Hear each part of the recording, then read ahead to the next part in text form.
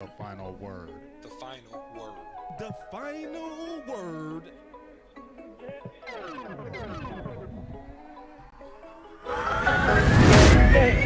All right.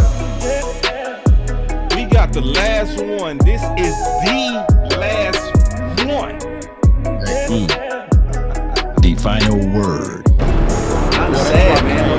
Right on time. Ooh, Yep. Did it. It drop came in right on time.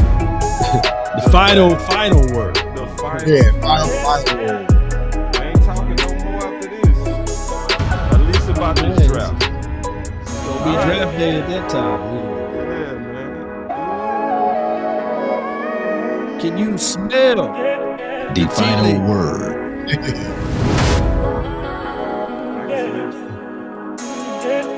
They say, hey man, it's always dry during the off season, but no, Jerry Jones and company, they gonna make it. They gonna make it shake. The final word. Hey, I think Jerry, you like, hold my beer. Mock draft. So go ahead. The final word. Gary be like, hold my 7-Eleven wine. Y'all chance gonna be dry? Nah, we good. All right. Yeah, man. I just think it's right that we also do some mock drafts. See, The final word. Hey, The final word. hey, The final hey, nah, boss. What the OC at, bro? Because he been ducking The this final Andre word. Carter smoke the whole The final time, bro. word. You gotta The get final him Make on the board. OC mad. final word. he The can't dodge final no more. He gotta word. go. You right. He done dodged everyone. At this point, I gotta call it dodging. Dodgeball. Dodge Yeah. the At draft. this point, I gotta call it dodging because hey, we. Sheesh, where you at, dog? Dressed it. The final word. Uh-oh, I think I heard him in the house. Where he at? No, I Yeah, don't. buddy. That was just my imagination. Yes, OC gonna fool around and come in here though. he better. He gonna regulate. Now your honor on the line, big dog. Boss been asking for you to address this Andre Carter. You gotta handle it. You gotta handle it, big The final word. dog. You gotta handle it. Yeah, man. So at this point, based on all this time, The final looking at word. the market, who was the Dallas Cowboys? The final word. At 26. I know who they gonna get. I think I have a good feeling myself. I got a guy. I know who they gonna get. I think it's gonna be Quinn Johnson. With the 26th pick, Final the word. The Cowboys select final word. The final Quentin. word. The final John. word. The You final for real, Law? word. You for real? I'm for The real. final Man, word. you The playing. final The word. final word. The final word. No, I can see it. I can see it. I can see it. That's the Look one what they that I doing think- today. Look at the news. Oh, Tuck. Hansel He and doesn't high Gretel. point Follow the the ball. breadcrumbs, man. Follow the breadcrumbs, man. They have Final Cowboys. word. Talk block race. I'm talking crazy. I think it's gonna be I'm Quinn talking crazy. Johnson. I think Oh, I'm wait. talking Let's start the crazy. show with that. And I don't want to see Yo. not man Cowboys fan a jersey. I don't want to see y'all throwing up the X, nothing. Just sit there Yeah. and say, I think it's gonna be Quinn Johnson, man. I'm almost certain. Yo. My gut is bubbling. Let's Hey, talk bring about it it. on. I just wanna run it up. Can we check or something? Really in the feel letter, yeah. I've been really in the feel letter, rich, I love the feel lately. I just wanna run it up. Don't need no deals, I make the deal. Have to take it to y'all draft Quentin And if it was Johnson, up to me, another one if it was up to little old me to make a pick, it would probably go a little something like this. And with the 17th pick of the 2020 Dallas Cowboys NFL draft, the Dallas Cowboys select CeeDee Lamb. Oh, That's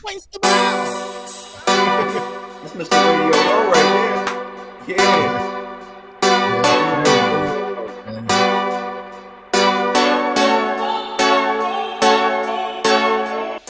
I will move down. The smart thing would be to move down, but the Cowboys historically don't. Boss could be a trade down here with Justin. We got to trade. We got to trade. Boss Cowboy Sports in the OC. We got to trade. I said this is the place to move down. We were just sitting here talking Justin Fields. I said it loud and clear. This is the place to move down. Go hard, or go home. Go hard, or go home. Go hard, or go home. Go hard, or go home. Touchdown like the end zone. When the circle turn to my home, can't get me out of my zone. Go hard, or go home. Go. I love Parsons as a rush defensive end, right? If you draft him and you put him on the end, turn him into another DeMarcus Ware. Let him rush the quarterback, get upfield, and create damage to the other opposing offense. We got the pick. Man, here it is. We got the pick. Yeah, this gotta be Parsons. Like, Parsons the best player available. Go home.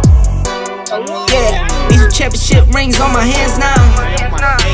In my head, I'm top 10, yeah, that's hands down.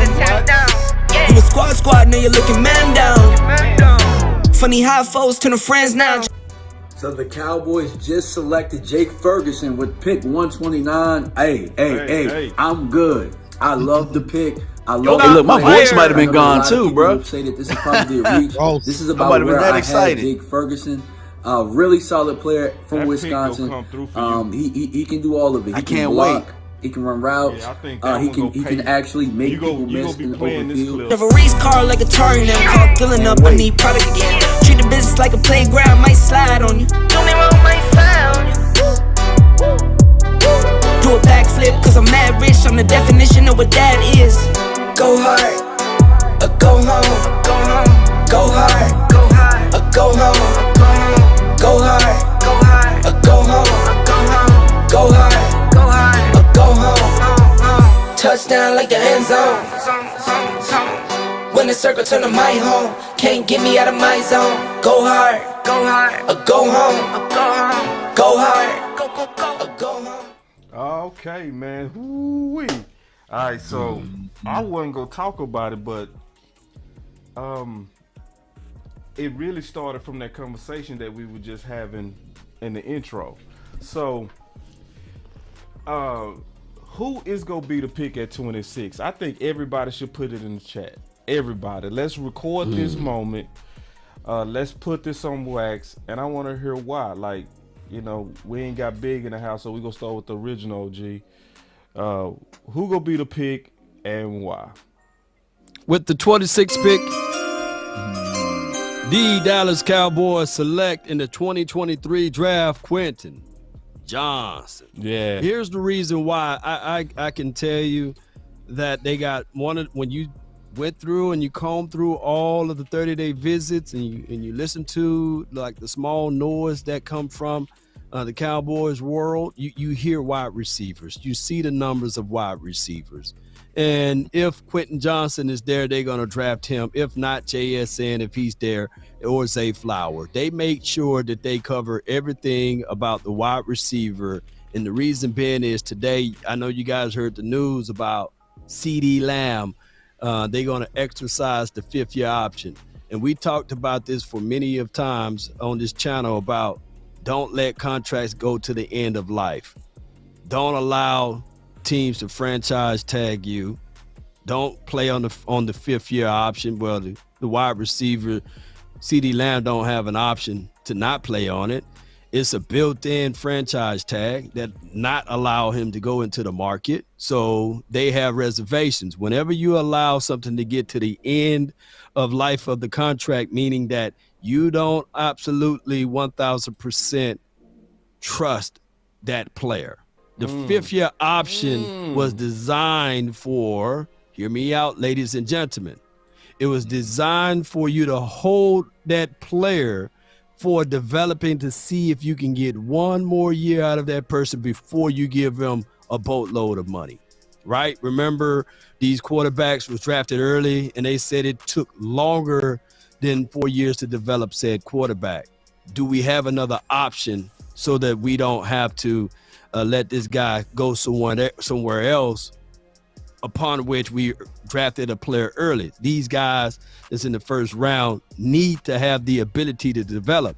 And that's why they put in that 5th-year option to help alleviate some of the pain and pain points of paying said quarterbacks or players that you draft in the first round. So that's my thoughts on it. I can see the tea leaves or the breadcrumbs.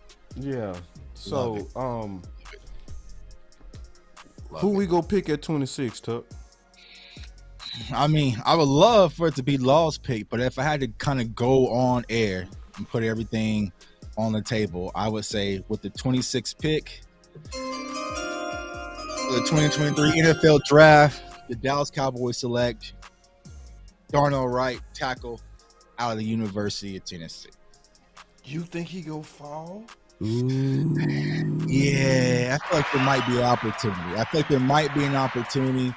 You're going to have Paris. You're going to have, Pete kind of go there. And you have the conversation possibly about Broderick Jones. But I just feel like you're starting to hear his name pick up steam when it comes to the Cowboys. And if he's there, I just think he's going to be one of the highest graded tackles available, one of the highest graded players available on the Cowboys on their board. So, if he's going to be there, man, it's going to be a stretch because getting a 26 is going to be deep. I just feel like there's a huge opportunity where he can. And if he's there, I just don't see the Cowboys passing on him. So if I had to pick, man, I'm going with Darnell Wright out of Tennessee. That would absolutely be the best pick too. That would be the one. I'm trying to calculate how I can get him. I mean, maybe the mocks got me spoiled a little bit, because he keeps falling there. He keeps falling in the mocks. He's falling in your mocks. Yeah, every time he's sitting right there in my lap, So, and then Jane Slater had came out and said that I think her 4 names that she would kind of put that she's hearing inside would be Bijan, Mayer, I forgot the third person, and Darnell. So, man, that would be the best pick of all time. Yeah, that would be the best pick of all just time.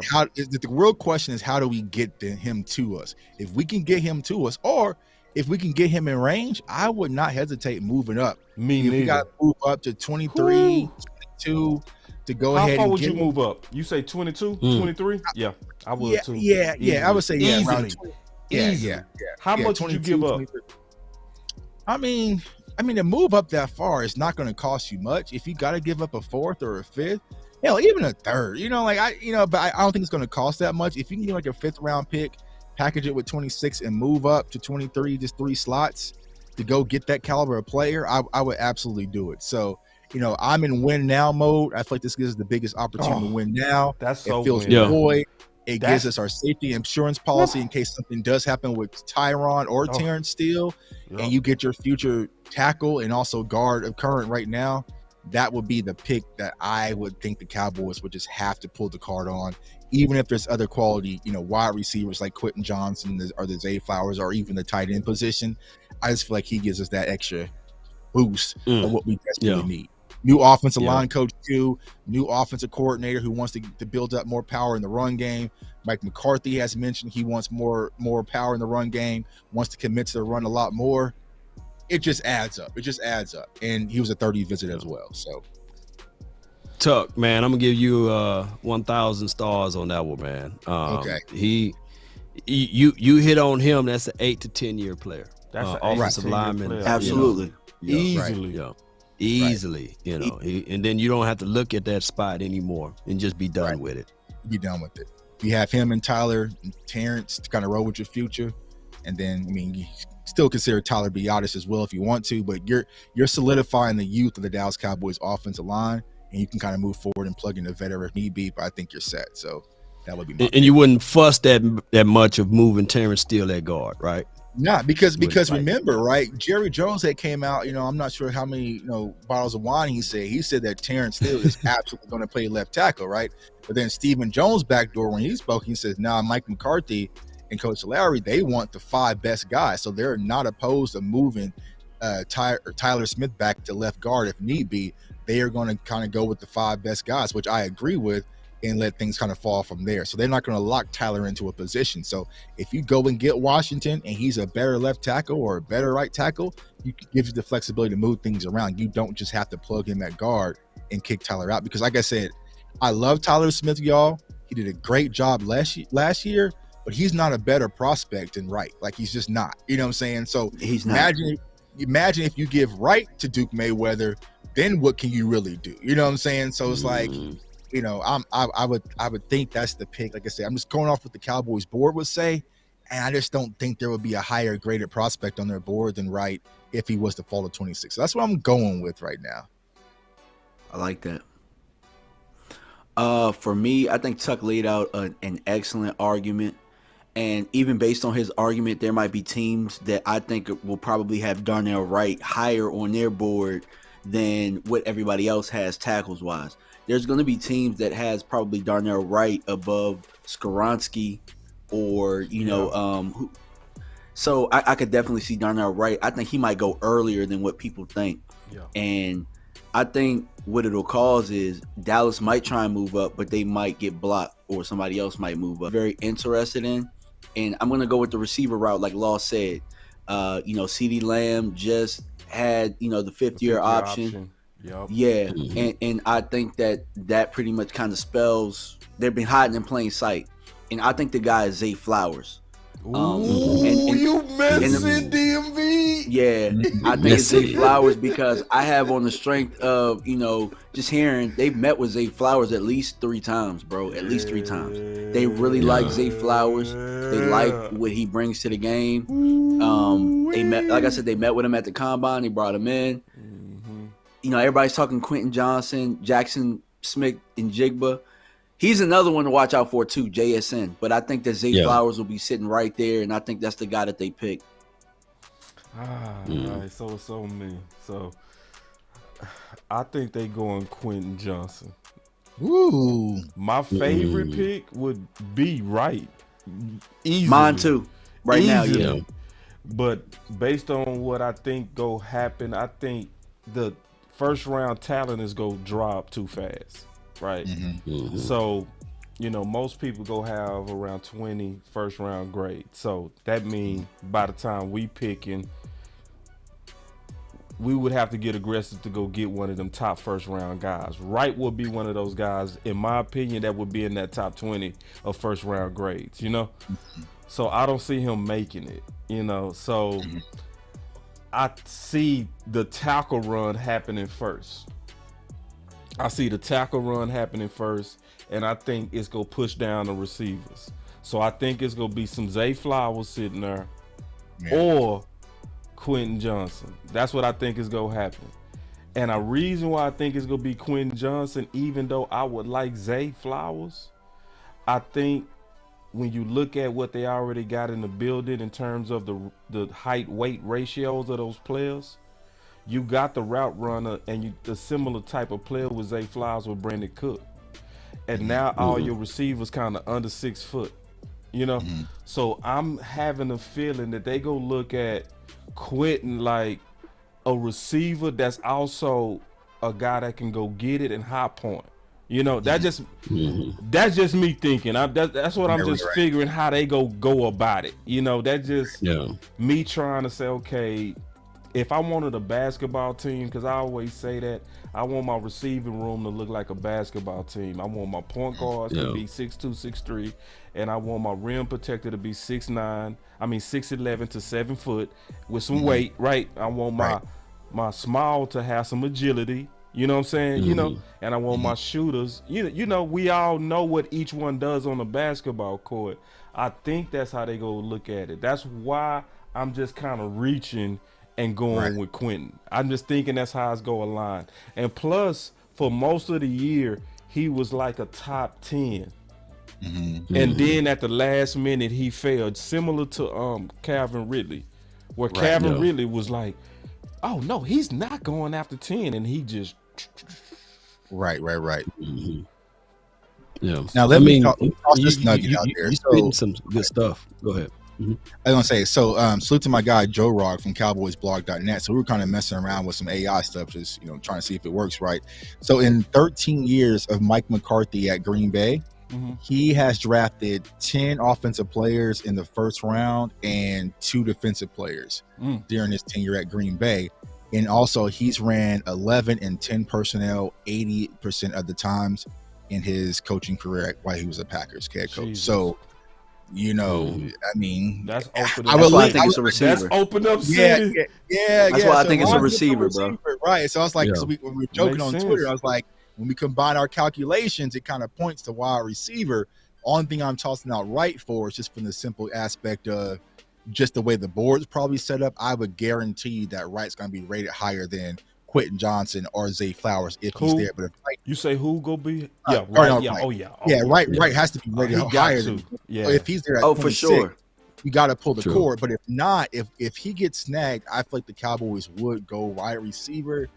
I know a lot of talk is tight end. I think that's a smokescreen, y'all. I really do.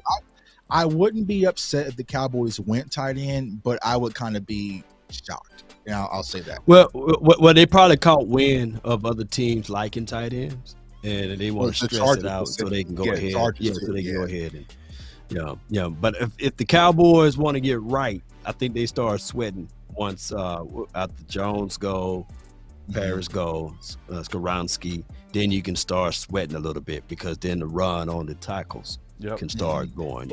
See, Oh, the funny thing about Skoronski, though, everybody's making up the, like right now, you know, it's GM line season, but some GMs out there probably really believe, okay, he's really a guard. Am I drafting a guard this high because of his arm length? And that's why I think Darnell Wright could jump above him because he's an actual tackle. Yeah. Do you think a natural guard out of this draft goes in the first round? Yep. Yeah, I think it's because of the leanness on them. It's not enough of them, so a desperate team that need they need to plug a hole, go do it. Just like if Osiris fall to us, we gonna likely take him. I'm gonna be like, I'm gonna be like, I haven't heard you talk about none this time around on John Michael Smith or Joe Tipperman. You don't like none of those guys, or you kind of like, man, you mad on those guys? Cause I haven't heard you talking to Boss? Because Boss. I'm okay. Yeah, so like it's people that's not gonna make the Boss Cowboy guy that's gonna shock some people. Like for instance, I didn't even put we're gonna talk about this one.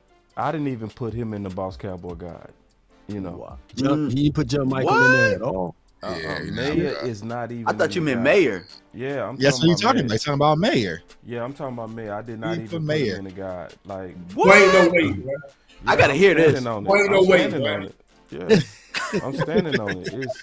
He didn't make it. Now he might make it. I'm gonna go do one more review, but he ain't in it. And I looked at him twice, and I don't watch highlights. I watch the games, and I watch your best games, and I don't see the separation transferring to the NFL level. Those windows close a lot faster. His only real chance to me would be being just a super possession guy. So I gotta go look real close and see, is he making his 50-50 catches? Because if he's great at 50-50 balls, okay, cool. I justify it. But looking at his feet, and that's what I focused on the first 2 times I watched him was his feet. That separation is not go transfer. It, in my opinion, it's not. So, and when I'm looking at a candidate for the Dallas Cowboys, I believe his toughness. I love his swag. I loved how he turns up at big moments, but I don't see the consistency that to me would fit also Dak. Just that's me, because Dak historically like guys who separate. You know, that's why even Schultz was a pretty good fit, you know, because Schultz developed some nuance in his game that when he was one-on-one, he could cook you, and he cooked safeties. I watched Schultz do it and look impressive at it. So I went with the guys that showed me more agility. So if anybody, well, let me ask you this though: coming out of the draft, with that assessment there, would you put John? Would you put Michael Mayer better than Schultz coming out of the draft? Right?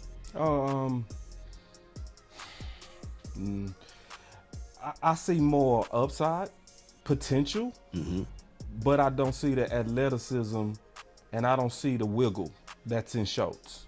I don't. So you saying Schultz is a better version, anytime better than Michael Mayer ever been, from your assessment?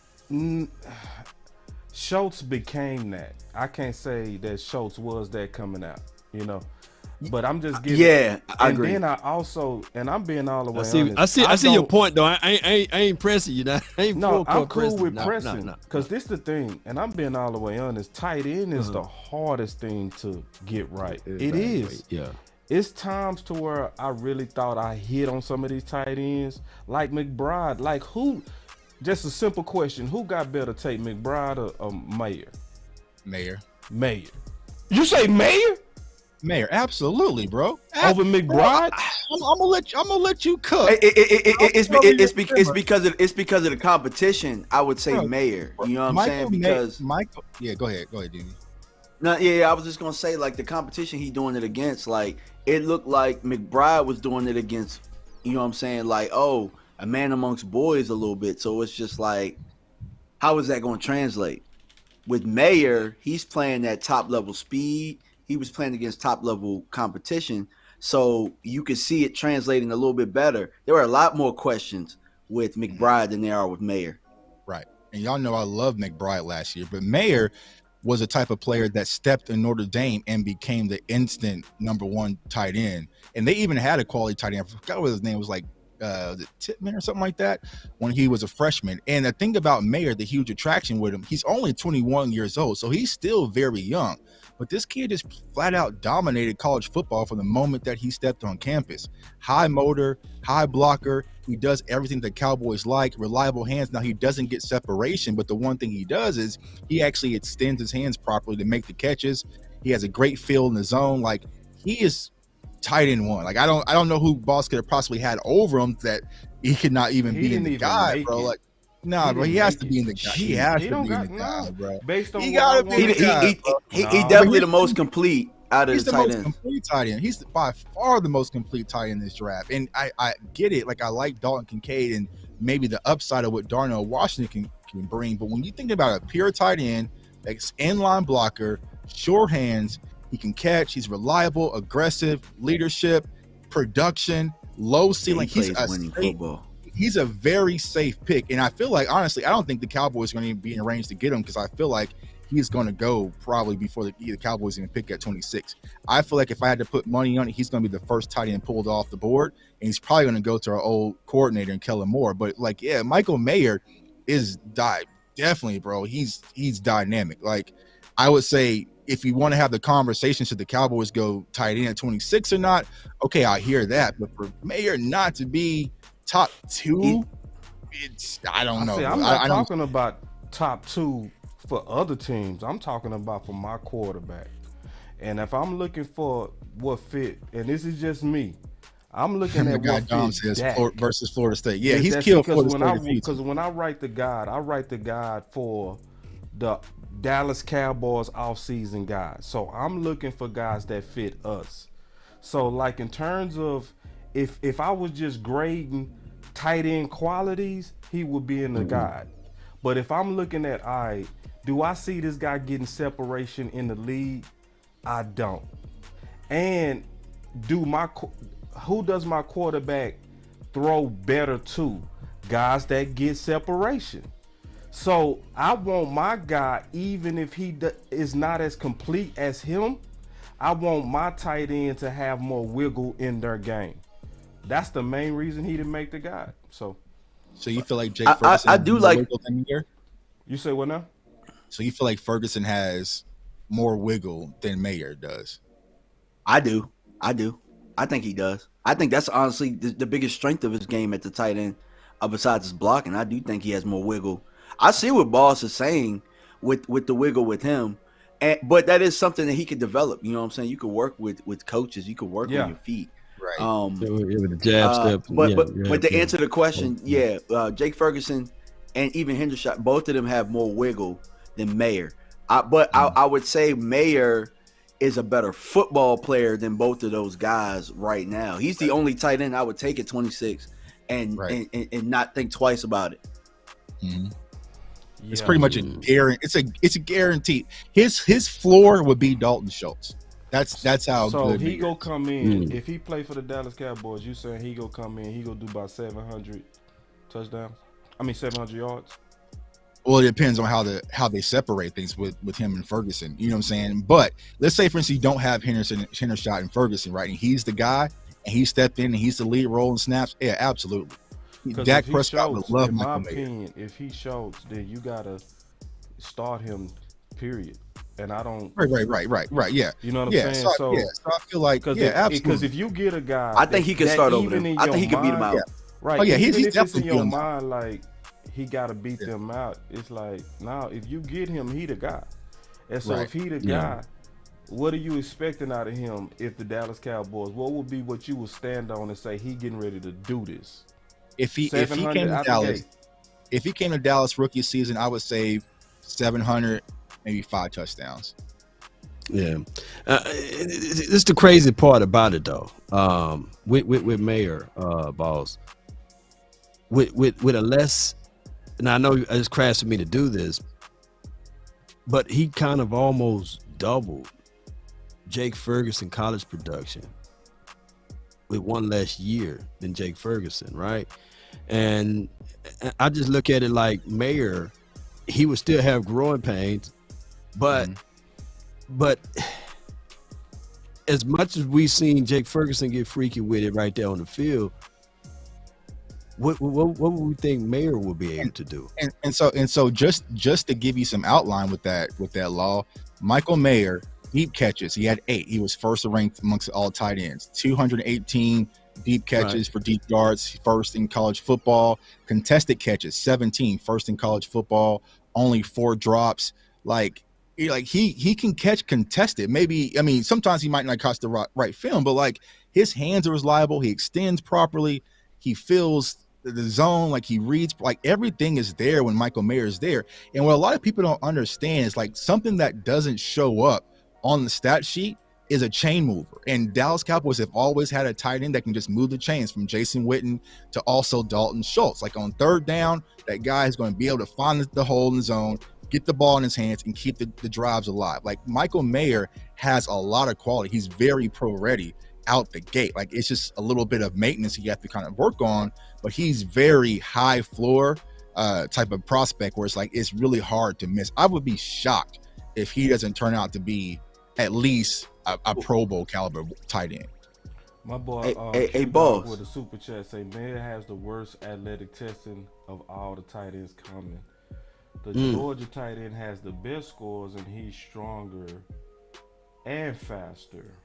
What would you gonna say, DM? But I was gonna say, and I wanted to address that. Athleticism don't win you games at tight end, and athleticism don't keep you around. How many athletic freaks have we drafted at tight end, or we brought in for undrafted free agents, and they haven't done anything? How many athletic freaks, like hell, Boss will tell you this, how many athletic freaks been drafted in the first round at tight end that hasn't busted a grape in the NFL? It's not about you being athletic. It's about how you adjust to the game. How smart are you? How good are you with the synergy of your team? And Michael Mayer is a guy that plays winning football. That's what you want out of the tight end. The best tight ends, to be honest, in history, most of them aren't athletic freaks. Most of them are guys like, I don't know how the hell he gets open, but he does. Right. So you feel like, but before y'all say anything else, I'm gonna tell you something. I don't want him at 26 though. No matter how you put it down, I get what you're saying, J Tuck, and I get what you're saying, DMV. But I feel that even if Mayer gets there at 26, if he's there at 26, if you're going with straight up BPA, then how you going to explain that if you see right there on the board, right? If you see Johnson, that's a given. Even if they wiped out, I don't want them. If we get wiped out, I don't want them. Even if we are wiped out with all my favorites, right? Being all them gone, I don't want them. And with me, everybody, I ain't tripping if people think different on this, but I'm gonna say, I don't trust myself even. You know what I mean? I liked a lot of the tight ends last year, man.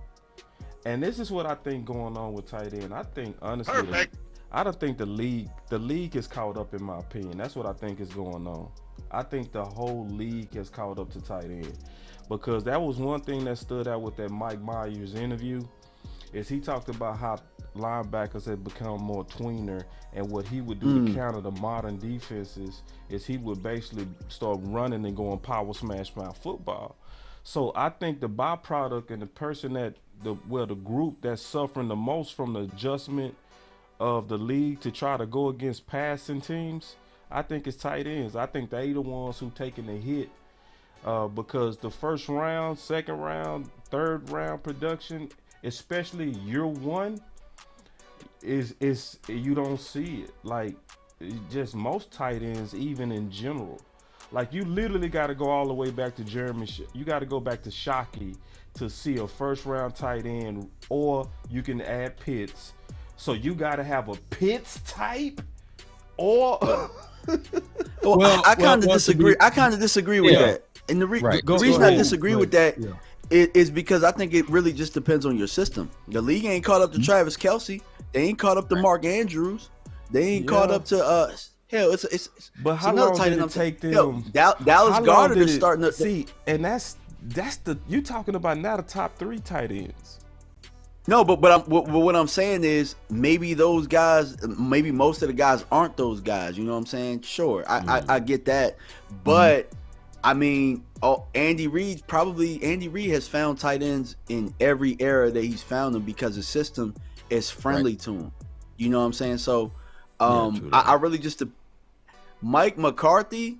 Now, if we're talking about getting Mayer, if you look at the history of Mike McCarthy.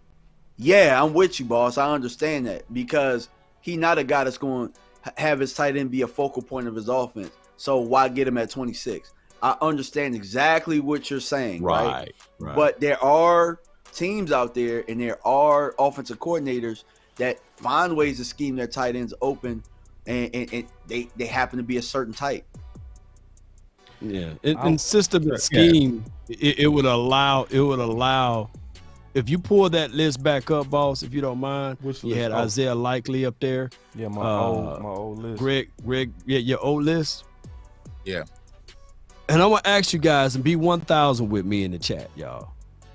Outside of Jake Ferguson, could Jelani Woods do what Jake Ferguson did last year for this team? Could Isaiah Likely do every tight end that Boss has listed there has the opportunity to do exactly what Jake Ferguson did last year. The only reason plus more. Because Trey McBride, right? He went to Arizona. He didn't get the opportunity because they had Zach Ertz sitting away. You know what I'm saying? So it's like Isaiah Likely. They already have tight ends there in Baltimore. So it's like all of these guys kind of came in a backup capacity. So if you swap out Jake Ferguson, put in Trey McBride, Dalton Schultz goes down, you get the same exact thing. You know what I'm saying? So I'm talking about from the skill set perspective, there's nothing that you can sit back and watch the film and be like, Jake Ferguson does this and Trey McBride doesn't, right? So I see the chats already, foaming at the mouth for Darnell Washington. Well, tell me, what does Darnell Washington do that Jelani Woods doesn't do? You know what I'm saying? We've seen big freaks. I remember last year having the same conversation. Jelani Woods took off his shirt at the combine, punched the bag dummy, and everybody said, whoa, I love Jelani Woods. Jelani Woods was he went 4th round, 5th round. It's the same thing with Darnell Washington. There's no production there.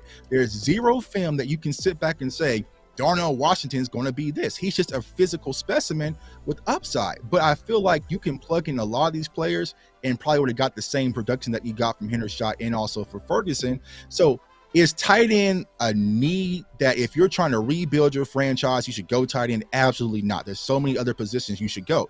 But tight end is strictly a luxury position. And if you have the roster that Cowboys already currently have, and you have a question mark, we don't know. We like Ferguson. We like Hendershot. We don't know what the front office is thinking. We don't know what Mike McCarthy is thinking.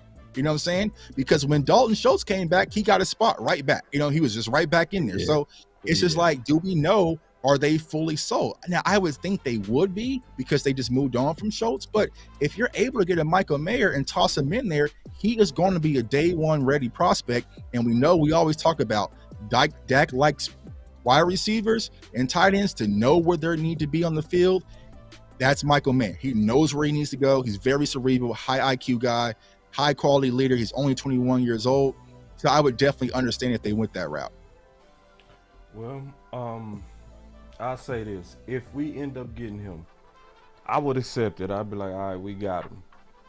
But this is the numbers that I will put on him. I would say that he go probably do at best 350 yards, and he go do at best about 3 touchdowns. Year one, as a first-round guy.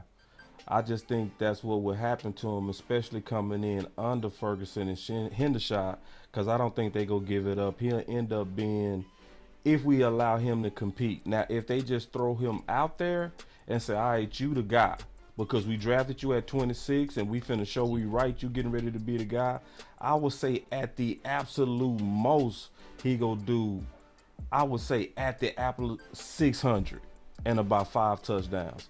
That's what I would expect out of him from year one. And the reason why that would still be okay, I would still be like, all right, I'm cool with that. Especially if he hits 600 with about 5 to 6 touchdowns. I would expect him to do that if he thrown out there because of Wells. Because Wells, in my opinion, Coach Wells know how to get guys to really believe. Because everybody that's played under Wells played well. That's why I went from being just like, man, absolutely not, to, all right, if we do it, fine, cool. You know what I'm saying? Yeah. And I was, and to be fair with that, boss, the years, and I'm going all the way back, talking about like 90s back, right? Yeah. The years we won the Super Bowl, when Jay Novacek, and I know there's a whole different philosophy and scheme, Jay Novacek averaged right at 450 yards a year. So, and I know it's different. I don't want the tight end to be the focal point, is what I'm trying to say. And if he can be the third down safety blanket guy, I want this team to focus in on 88.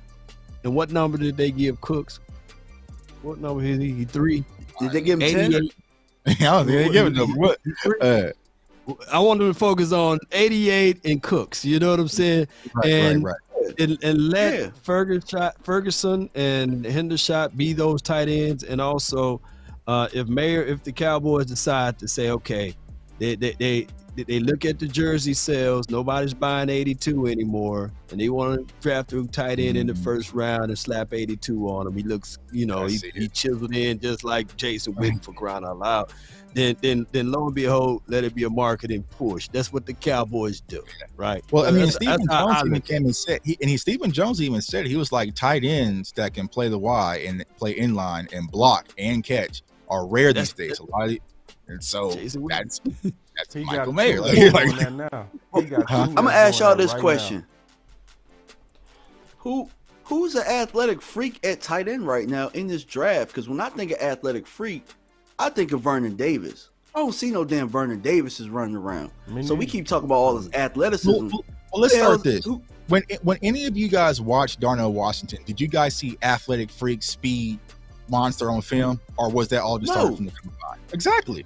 So I think that's the problem. A lot of people just saw the combine numbers and thought, oh, he's just a freak. But if you don't play fast on Sunday when you got pads on, it's a completely different conversation. So Boss mentioned separation. You want to talk about a tight end that don't get no separation? That's Darnell Washington. He gets 0 separation. I got him very stiff. He really a lineman that kind of sneaks out and gets open every once in a while. Like, you know what I'm saying? They might send him up a seam or do an out route, and nobody really wants to kind of tackle him in the flat. In the NFL, they're going to want to tackle his ass. Yeah. But I'm not saying that Darnell Washington won't be a good pro. I'm just saying, why we keep talking about freaks? Like, none of these guys are freaks. None of them. Yeah, I don't see freaks. 0. Either. Right. Is Mark Andrews a freak, athletic freak? No. Look, somebody said Travis Kelce is. Travis Kelce ain't a freak either.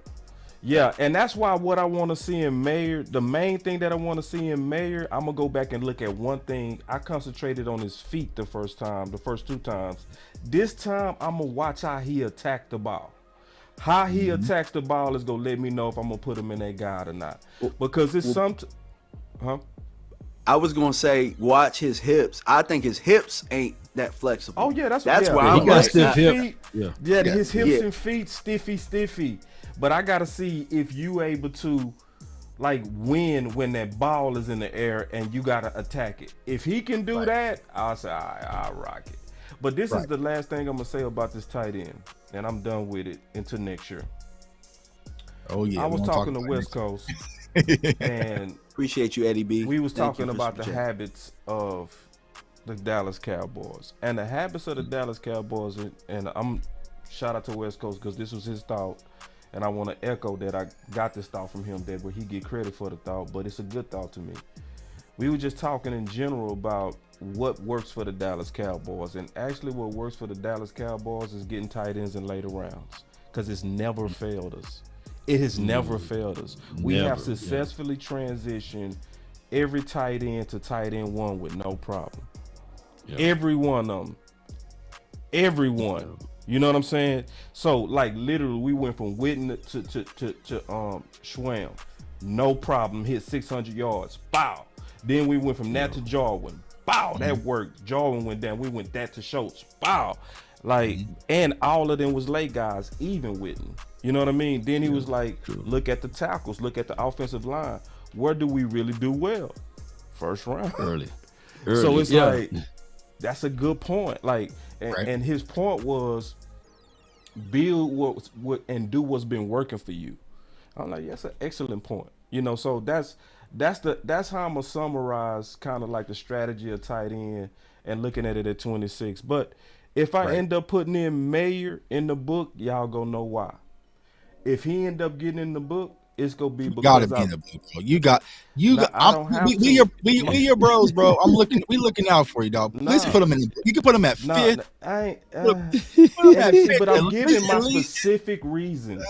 Bro. See, it's my specific reason. So like I'm not grading him with the league. I'm grading him with that. Cowboys. Yeah. And I'm saying this, basically just saying this. I know, like, where did Dak struggle last year? He struggled with the guys who got the least separation. Michael Gallup, right? And then he struggled with Noah Brown. Those guys got the least separation, he struggled. The guys who get the best separation, Amari Cooper, CeeDee Lamb, Cole Beasley, those types, or even you can add Schultz in there when he was going against linebackers and sometimes safeties. I'm looking for that wiggle. I'm looking for somebody. Laporte is to me the ideal guy for us. Sam Laporte. But whole time, let me ask you Schultz this, ain't got no damn wiggle. I'm about to say Schultz ain't got no Schultz wiggle. didn't have a lot of wiggle. No, Schultz got wiggle. None at all. No, he got wiggle. No, bro. He gets tackled at first contact. Right. 5 yards goes down. No, I'm gonna show you. I'm gonna show you the word. I'm gonna show you some subtlety. Yeah, you don't have to show me that, bro. I'm finna show you. I think that what Mike Martz was talking about when he was breaking down those INTs was mindset, right? Like come back to the ball. Some of these wide outs were stopping the feet. I recall even a play that Schultz, I think it was down on the side, that he stopped his feet and he didn't come back to the ball. So even Schultz had gave up on some routes. So I get what you're saying with the overall separation, and I can't point out where Michael Mayer gets a lot of separation. He got some short area quickness in his game. He got some soft hands when you look at some of the tape there. But to that degree there, I just look at it like this, man. We still have to allow training camp and all of that to settle in. But go ahead. So I'm showing Schultz. So obviously we used to call him hot pocket. So I'm gonna show where I saw the subtlety in his game, and it's gonna be in man coverage. So these particular things, these are all option routes, hot routes. Anybody can do this. You can be mindless and do this. Anybody can do this particular block down and leak out, where basically it's a play to where it was designed to get him to get open through deception. But right here, this is where you got to look at Schultz, where he lined up on the safety. And then if this the one, it's gonna be meant. No, this ain't it. That's another hot pocket. I'm gonna show you the man coverage one where you can see the subtlety in his game, and it's about a couple of them in here. Let me see. No, it's not gonna be this one. He could get leaked out the backfield. So most of Schultz's success was like option routes and finding pockets. So we ain't looking at none of that. So here we go. He going down on first contact. Because I can see Michael, Jake, and Hendershot do all of those. I'm explaining it. Everything we've seen so far is option route stuff. We got to look for man. We got to look for man when he was going against safeties and linebackers, and that's when you go see it. So this is another like option route. It's coming because it's at least 3 on men here. So, but and remember, a third of these routes won't even be in the book. Yeah. Now this the one where he gonna be manned up. This is a safety. Watch him beat him off the line. Then he go throw him a hezzy, and he go break inside and be wide open. Watch. Skills. Watch. Hit him off the line. Break inside.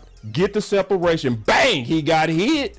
You know what I'm saying? But at the same time, he did do all the fundamental stuff you want to see in the weapon.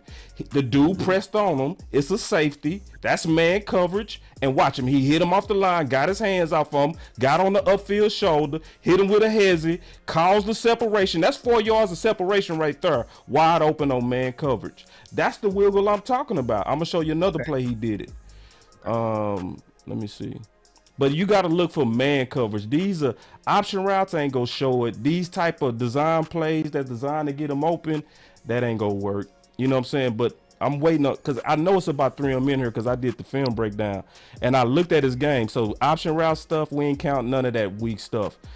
I'm gonna show you where he did it against a safety in the end zone. Give me 1 second. And none of this stuff count though. This is option route. So he's sitting down in them pockets. So anybody can do this part. Any tight end can do that part. This part too, he's sitting down in them pockets. That's why I used to call him hot pocket, because anybody can do this. That's why most tight ends can transition into our system. But what I want to see is when you doing stuff that's athletic. None of this is that though. All of this is still hot pocket. And I think that the overall argument. Yeah. I was gonna point out it's Kellen Moore's system, so a guy like Mayer, like you saying, might fit it a little bit better. McCarthy's system though is what we need to kind of look at. I'm sorry, bro. I didn't mean to cut you off. No, go ahead. Go ahead. So this is another one where he gonna be manned up, beat the guy off the line, not off the line, but get the separation, and that's on man coverage. You know, so it's one of them, and it was with subtlety. See, he does it with nuance route running. Like he gives that fake, get his hands off on me, come open, touchdown against man coverage on the safety, you know? So like I'm now is he as big as Mayer? No. Is he a little bit more separation than what I saw on Mayer? In my opinion, yes. Now I do see sometimes Mayer do things that you can be like, wow, but I'm looking for somebody that's creative with their feet. So when I was looking at Schultz, I was looking at his feet, and I'm just being honest. Mayer failed my feet test. I'm just being honest. I don't go with crowds. He failed my feet test. I see that. I hear you on that though, Boss. But coming out of college, Dalton Schultz, he averaged 200 yards a year coming out of Stanford. And of course he improved to where he's at now. Yeah. But Mayer did that in on a weekend. You know what I'm saying? In the last 3 years, you know, look at how much Schultz were able to grow to that time frame. So what the Cowboys are looking at it like, we're getting a Schultz on steroids out of Mayer if you're comparing the two. You know, Schultz was drafted to be a tight end 3, if you think about it, because the guy that kept trying to push in front of him was Jarwin, who was supposed to be the athletic freak with wiggle. It was supposed to be. Well, Jarwin would have been in there if Jarwin was healthy. Oh, voice of God. Oh, here we go. There it is. Jarwin would have been in there if Jarwin was healthy. Yeah. So Jarwin was a better player than Dalton Schultz. All day long. Yeah. I think that's OC. I think Mayer is a good player, y'all. I'm not saying that he's not, but and I think that Schultz develop into something. But I look at what the Cowboys and Lunda Wells, right? He's probably looking at it like, shoot, you give me Schultz, he might be banging on the table, and we got to understand that too. Like it could be that the tight end coach himself saying we need more than Hendershot, Sean McEwen and Ferguson. Right. We need to get some pedigree in here. Let me ask a question, Law. Let me ask this question real quick. Do you think that this guy compares, to Finley, who used to play in Green Bay, right, and LaFleur? No. That used to play in Green Bay. Is he of that level? No. Yeah, I don't think he is. And so if you look at Mike McCarthy's MO and how he used tight ends, all these guys were 6'5" and above, and all these guys used the way he likes to call the West Coast offense. These guys were used like receivers. They were basically in between the hash vertical threats. So is this guy an in between the hash vertical threat in the league? I think that's the question we've got to ask ourselves. I don't see it. When you line up CD, Cooks, and you still have Ferguson, maybe you will have. Well, you said they do what, 85% boss, 11 personnel, so it's only one tight end, right? No, that wasn't even me. That was 80, like yeah, 80. yeah. When they won the Super Bowl, yeah. So there's only one tight end. Yeah, based on what the OC is saying, I think we got that guy on our roster already. That's what I keep They're trying gonna to roll tell coverage people. to CD. They're gonna roll coverage CD way, and they're gonna put the best DB. They're gonna put the best DB on Cooks. And so that's the thing. That right? leaves the linebacker. They leaves the linebacker on Mayer. And can Mayer OC beats these linebackers or nickel guys in this league? Well, he can beat some of them, but a lot of these guys are running. Some of these guys are running 4.5s, 4.4s. Some of them are upper 4.3s. So he's not going to be able to beat all these linebackers. But some of the linebackers he can beat. Yeah, true. But do I think he go come clean on all these linebackers? I'm not sure. Let me ask you this though: you watched the Super Bowl, go ahead, OC. You watched the Super Bowl, right? Yes, sir. When Travis Kelce was open, did he need to use his skill set, or was that the play design? Because I promise you, on some of those plays, I could have ran that play and be open as well as Travis Frederick. But I think that play calling plays a major role in this.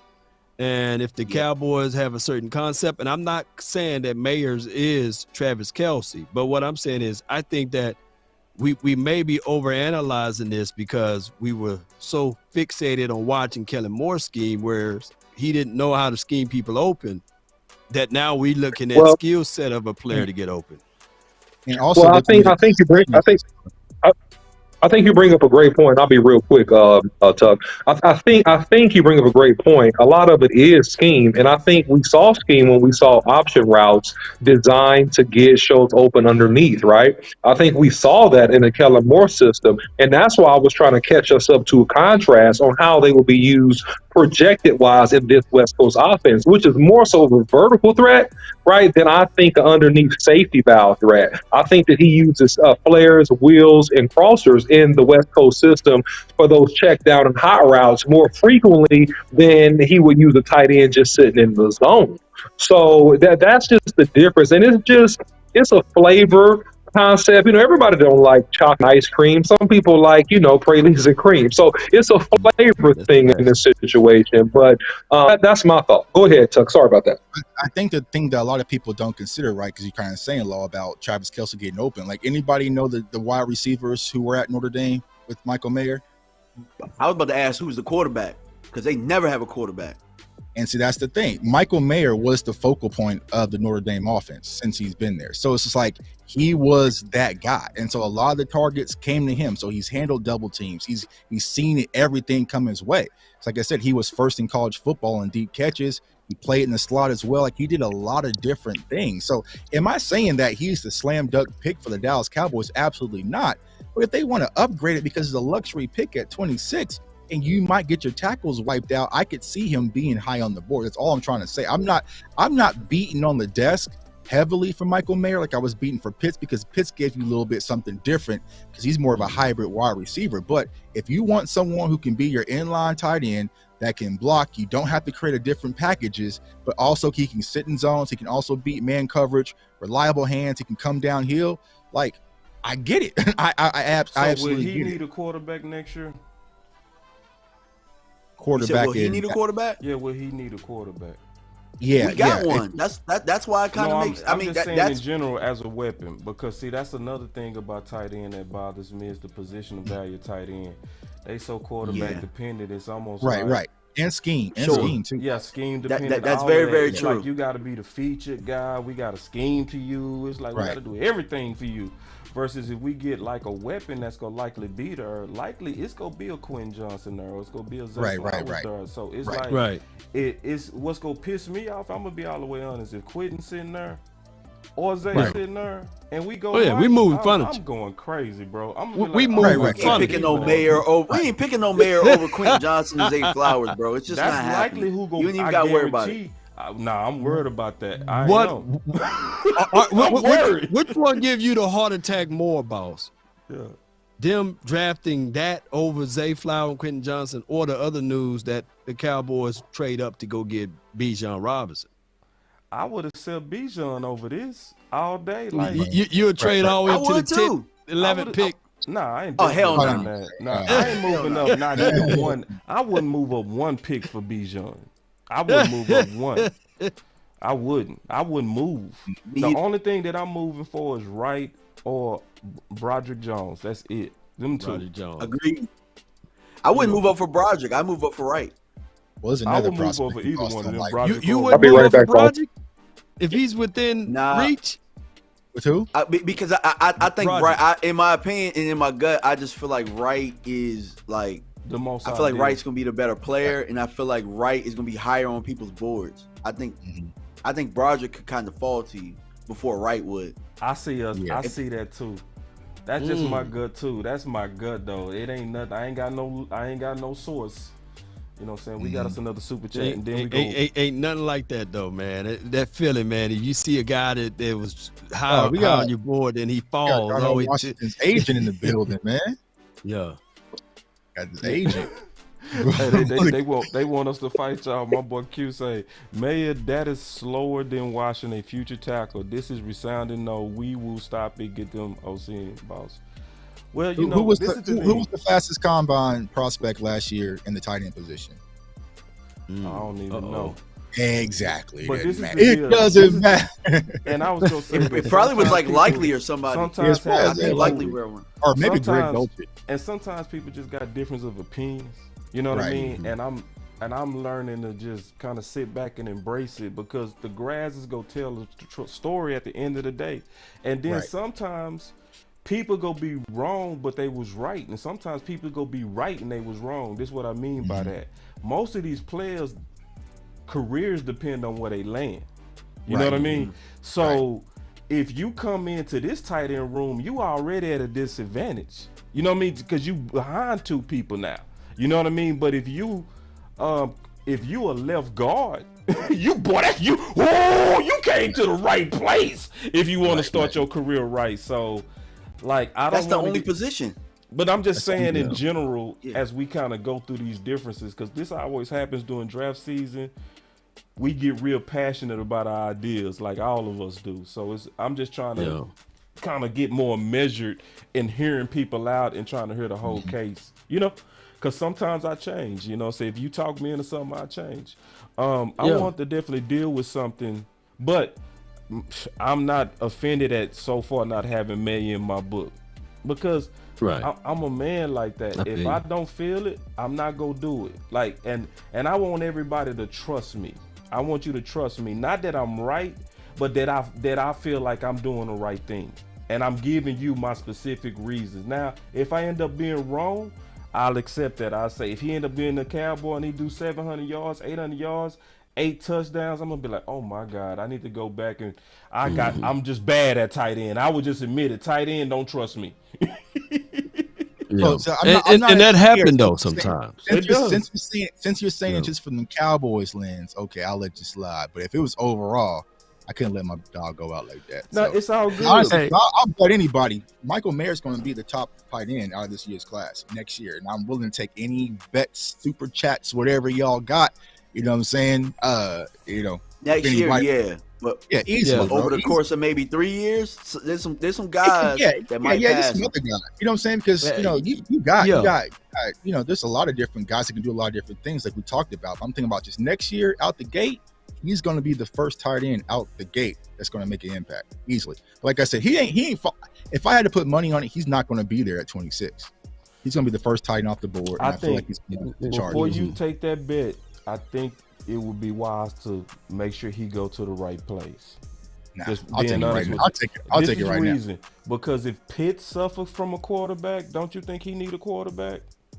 Now, because I feel like he's more of a safety option. He's going to be more of a safety valve than Pitts is. But if he go to a place that's a bad quarterback, I just don't see it. I think he need a place that's targeting him, suited for him, go feature him, where he can come in and be the starter day one. If he come in and he like tight end too, you would lose bread. You know what I'm saying? I just don't see him separating like that. I want to get it early before he goes to the Chargers, and people don't want to take that bet no more. That's why I'm trying to lock it in now. I think it's easy for us to see that. If you go to Justin Herbert and with Kellen gonna use the hell out of him. So they're like, nah, I'm not taking that bet. So I'm gonna take it now. I'll take it now. I think we covered. Actually, what's our boy Q Dog been placed on the super chats? Let's take it. Let's take Darnell Washington. Let's take Darnell Washington versus Mayer. Rookie season. Oh, okay. Rookie season. That's a straight up bet. That's a straight up. I think that's a straight up bet. Q. But boss, one thing. I was gonna say one thing before we move on. I was gonna say it's real easy for us to say, a tight end needs a quarterback because we've seen our quarterback make many a tight ends, and we've seen Romo make many a tight end, or you know what I'm saying. We've seen that.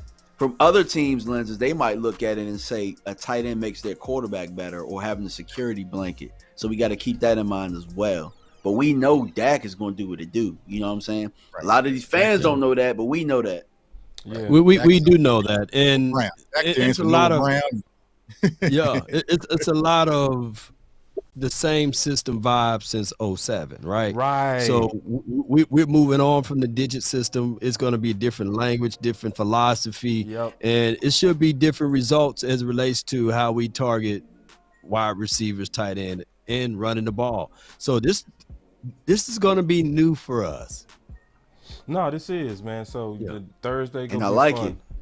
So this is the big news we want to talk about. A couple of other things. Terrence Steele has signed his RFA tender, second round at a 2023 salary of $4.3 million.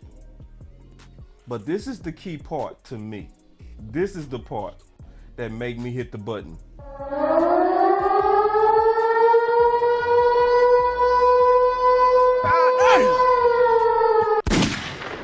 Deadline for Cowboys to match any offer he might receive. Indications are he'll be in Dallas in 2023, though, barring a curveball before Wednesday. Working back from a torn ACL.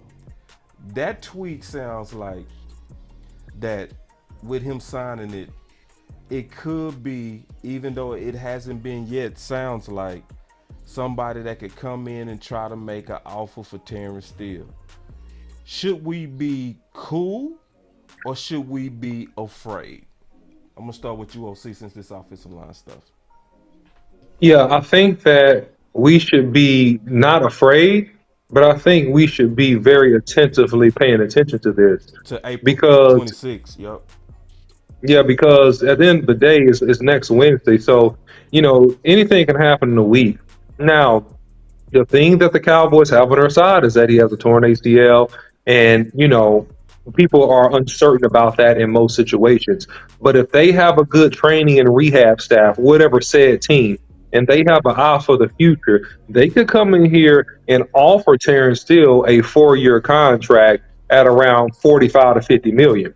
And then that is going to make things complicated for the Dallas Cowboys because they're going to have to make some decisions immediately if they want to keep his services. Now, if I was a guy and I was a GM at another organization, I would come in and make him an offer because he's young. I would make him an offer. I would. That's what I would do. But we'll see how savvy and how aggressive, other teams are on the NFL that may need help at tackle, but he's an instant game changer in the run game and a very, very good pass protector as well. So those are my thoughts. This was me when I saw this. That's me. Who like what you got, bro? I swear I was like, oh God, Jesus. Man, when you playing around with it, that's what it is, man.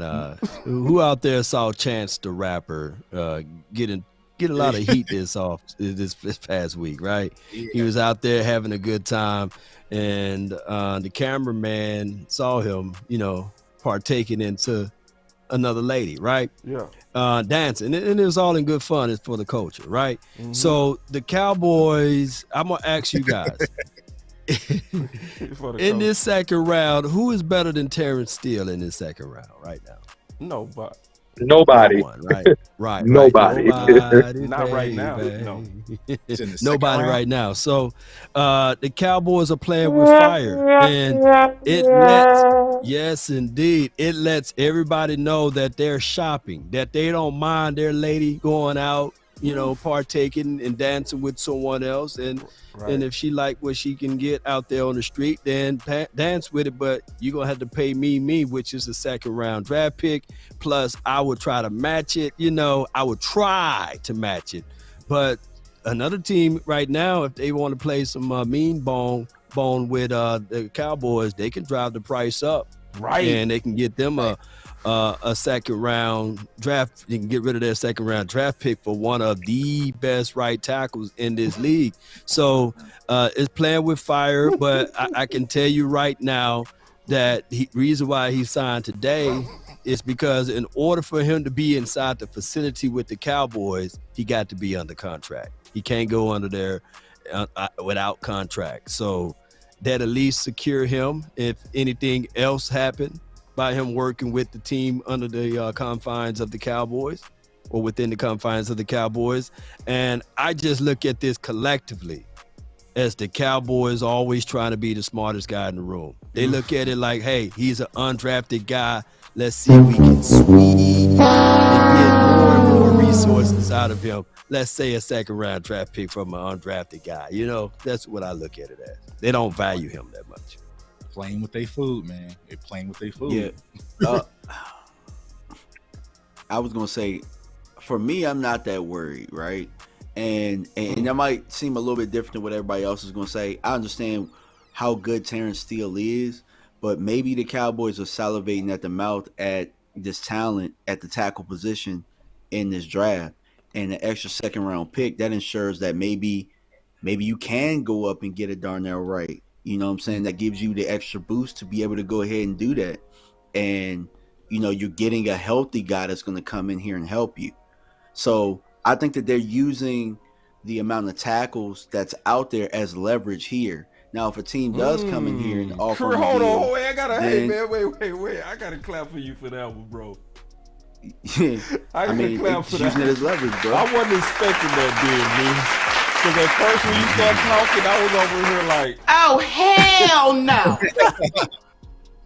Please continue. But let me shut up. Yeah, I'm saying like you could use that leverage because we're all talking tackle, right? Yeah. And we've been talking tackle. Where's this tackle gonna play? And a lot of our solutions have been complex. But if a team come in here and offer him a deal, then you get their second round pick. Shit, that make our job easy. Man, that make our job easy on who we picking. So much better now. You explained the mystery, dog. I was dead. Cause now that does make sense, bro. I promise you. I was over here when I read that tweet. I was like, oh no. Cause how do you be a team that need a right tackle and don't start salivating at Steele for a second round? I'm just being real. To Law's point, what person in this draft are you gonna get on Steele's level in round 2? It is not happening. But when you when you add what DMV just said to where you say, okay, if we get that second round, then we go up and we go get right and we go keep it moving. I'm cool with that. I'm actually not cool with that. I don't mean cool like won't Steele to go, but I can kind of see the angle. I can see the angle, man. Good job. Let me clap it up for DMV unless the OC finna pick him the yogurt. I have a feeling OC finna. No, man. Awesome, man. Awesome. No, I just was going to piggyback off of DMV on that a little bit because here's the thing. Shit. Yeah, here's the thing. Quality that happened. That this guy on the screen came in for a visit. Right. He already came. So the Cowboys have already been thinking about this, in my opinion. So I think they may be a little bit more ahead than what we might think. And to me, if somehow Terrence still gets away, then to me that's substantial us having to absolutely get this guy or somebody close to him. Ooh. Wait, can we clap for DMV one more time? Yeah. Say DMV. DMV was like, I ain't tripping. I was like, you not what? Hold on, one more button. I was like, what you mean? Thank you, Law. Thank you. Yeah. Thank you, man. Woo. One more. I gotta hit you with one more button, man. Hold on. What's wrong with my button, man? Another one. All right, I'll give you that one. All right, so what you got on the tip? Nah, I mean, I agree. I'm not concerned about it with DMV. So it gives you options. And then here's the crazy part, right? Maybe the Cowboys have some inside track on the ACL, and maybe still not going to be really available like some people are expecting. So I feel like he's going to be back though. I just don't think he's going to get an offer, and we get that tender. So I'm not too concerned about it. I think Terrence Steele will be back and be the right tackle in the future. But I will say this: when Jerry Jones was kind of running his mouth, the one person he talked about moving around, and because he talked about Tyron Smith playing right tackle, and I was like, what the hell are you doing with Terrence, right? So, maybe something is circulating when it comes to the conversation with Terrence Steele, that where they might not want to pay him, they might want to replace him, but I think he'll be back. I think he'll be back. If y'all was the best, yeah. Would y'all give up a second for Steele coming off ACL? If I was another team? Yeah. If I'm another team, yeah. It depends on who I am. If I'm Cincinnati, if I'm Cincinnati right now, right? I know I tried it with Big Lyle Collins, but I'm sitting here like, man, let me double dip again. I wouldn't trust Dallas no more. Yeah. But I got to double dip because they got Lyle Collins for the free. They could have held on to Lyle Collins, but they cut him before the draft, right? Maybe we could have got some type of draft compensation for Lyle Collins, but they cut him before. Yeah, we got some money out of it, but it is what it is. So if I'm a team that's competing, let's see who else had a horrible offensive line on the right side. Maybe the Raiders. I don't know. Somebody who made it to the playoff last year. The Bears. Bills, someone. Bears. Somebody. I'm doing it. Yeah, I'm doing it. You doing it, OC? You the GM. I'm doing it all day long. I'm doing it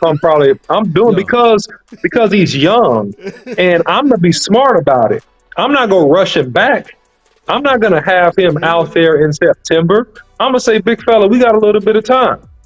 Come back when you feel good, because he's so young, and you go get him at such a great value. So if I'm struggling at my right tackle or run game in particular, and there's several teams out there that has that issue, yeah, I'm gonna come get him for a second round. That's fine. Take a second and a fourth. It's good. I'll take it. We're good. I would. Hey, who said If that? team in contention, like what if you're at Kansas City who needs a right tackle? You know what I'm saying? Like you can give up because he got numerous picks, so you can give up the second round. So pick. you would? Yeah. Ooh, KC. I didn't think about that. Would I make the offer? Yeah, No, I'm yeah. saying you would give up a second for Steele. That's what I'm asking. Yeah, absolutely. Yeah. You would too. Yeah, I would. I mean, why not? You know what I'm saying? Because is this 100%? yeah. So that means every GM would too. Yeah, a lot of GMs. See, that's what I'm.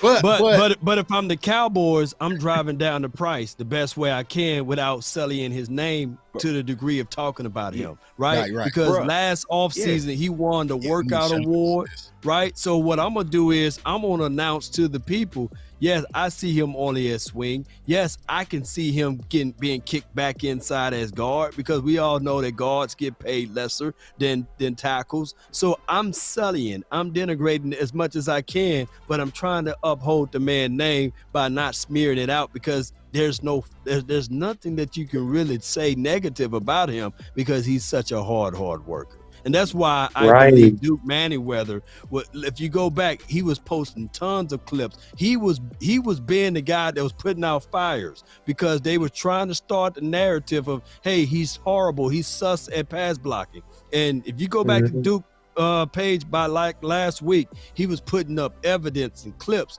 and made the people hush, because he pointed out on all 22, this is what he did against the best pass rushers in the league.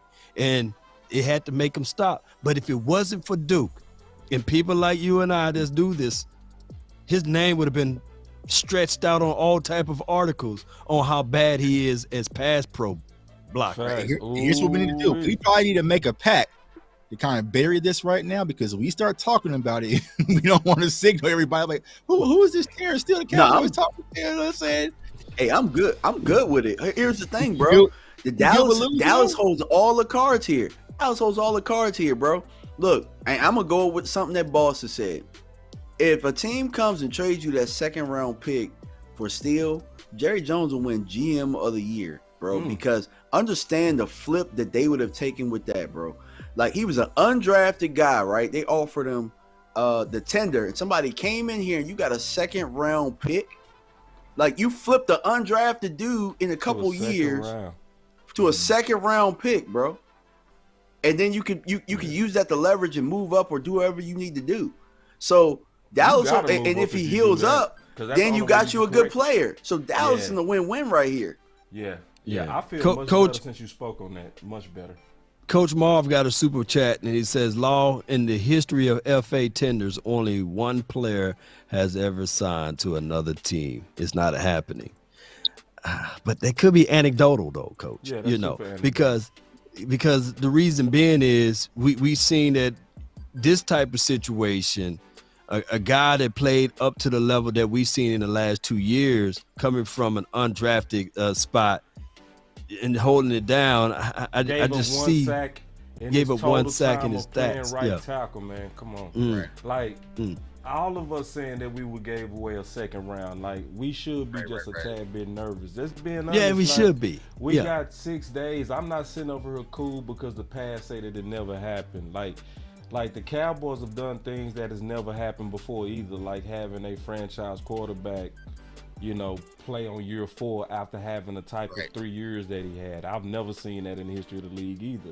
So the Cowboys, and I think to Law's point, when you trying to be the smartest guys in the room, we have seen bad habits to where they can deceive themselves and they do trick themselves. I have, So, before you say anything else, Boss, to that point, the Cowboys might know that information that coaches said, right? So they said, let's get him for cheap for $4 million. Yeah, he ain't gonna sign nowhere else because the odds are in our favor. Hit them right in their face. They playing the odds, but that egg can just as easily hit you in your face. It's never happened, so let's just take the risk. Okay, you being cute, and then somebody out there come out there and say we gonna give him $70 million. He's already hyped it. $80 million. He ahead of schedule, all this stuff. I'm trying to tell y'all, bro. Dallas feels very comfortable right now with that. They feel more comfortable with that than the CD situation or the Trayvon Diggs situation. See, but this is the thing, though. Let me just push back on your great point, though. So your point is already great, so this ain't personal when I push back. My only pushback is this, DMV. Could you be by yourself on that good idea? You know what I'm saying? Like, are you thinking? I'm not by myself. I'm not by myself because they did it. But I'm just saying, are you by yourself to where they would actually move up, or would they sit on that second? Because if you sit on that second, I think they draft 2 players. Personally. I don't think they use it to move up. I think that they get another top 100 player, and they feel comfortable with what's on the board and the guys they like. Just a little bit of pushback. That's the problem, because the problem is if you don't move up, there's no other top 100 player that I would trust to replace Steele for a contending year. Not one. Not one of them guys. Well, guess what, though? You still have a guy on your roster that they've been trying to put at right tackle anyway, which is Tyron Smith. Yeah, but he's injury prone.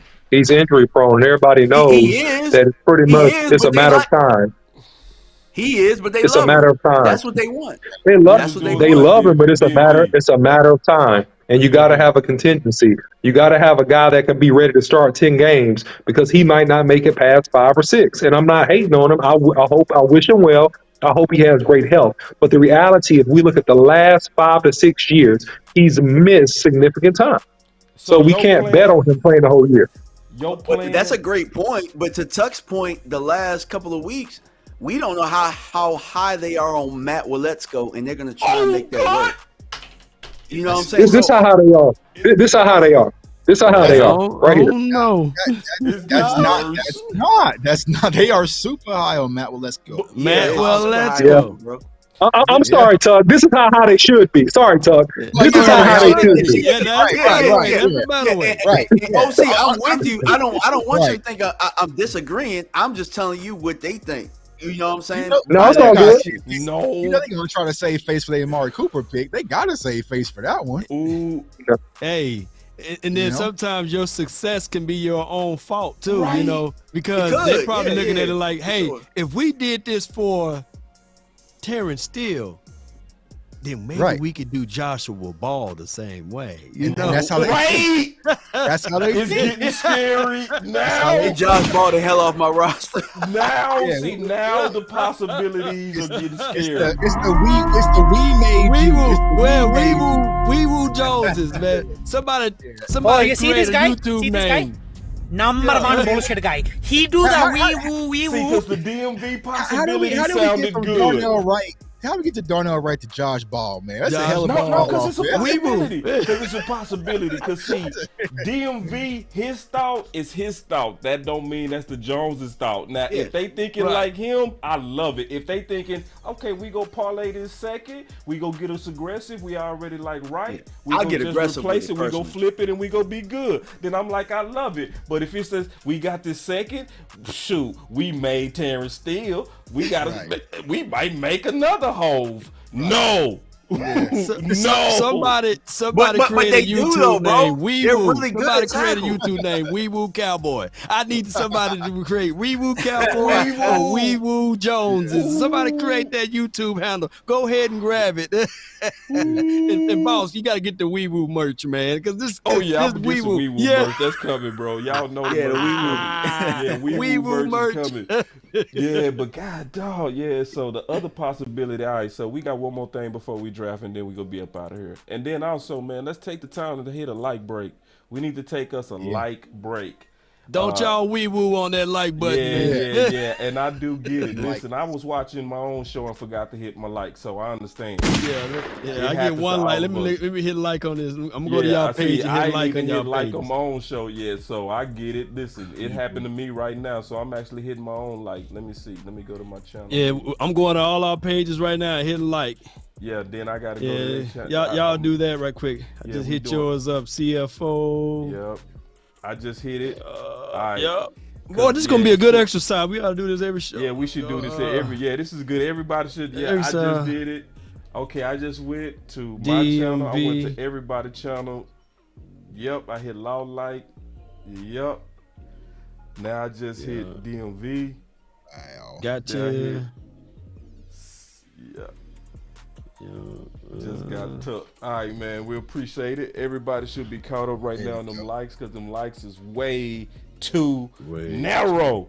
Yeah, right, but it's free currency, baby. It's free currency, y'all. Yeah. And this freestyle is fire, man. I'm loving the thought that's coming out of this draft show, man. And then especially what you just did, DMV. You know, that was, to me, that was ice. What just came out your head. That was beautiful. Beautiful thought. You really brought some clarity to how it can make sense. It got me out of a panic. I'm not as bad after hearing you and what you came up with. That's a very good thought.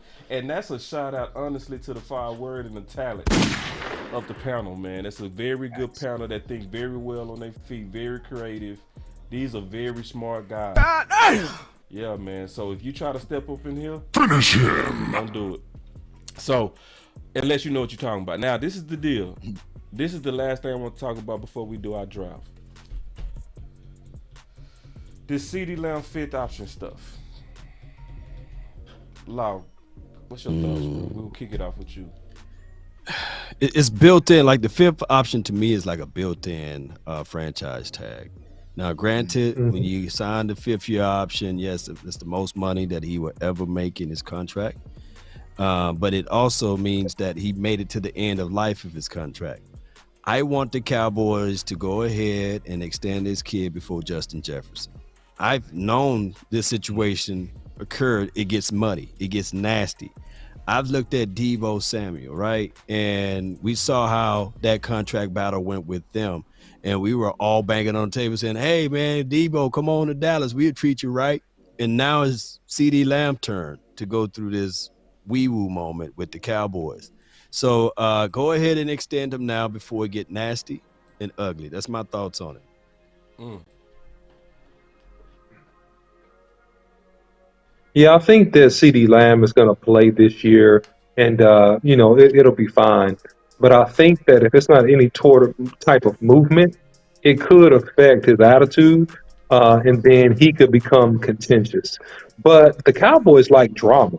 So I don't think the Cowboys are really scared of that. So depending upon how well he plays in really a do-all year for Mike McCarthy, they may go ahead and extend him now, or they very well could make him wait. He better not have much drop-off. I think if he doesn't have much drop-off, they're likely to go ahead and extend him. But if he does have any drop-off, they'll probably make him wait. No doubt.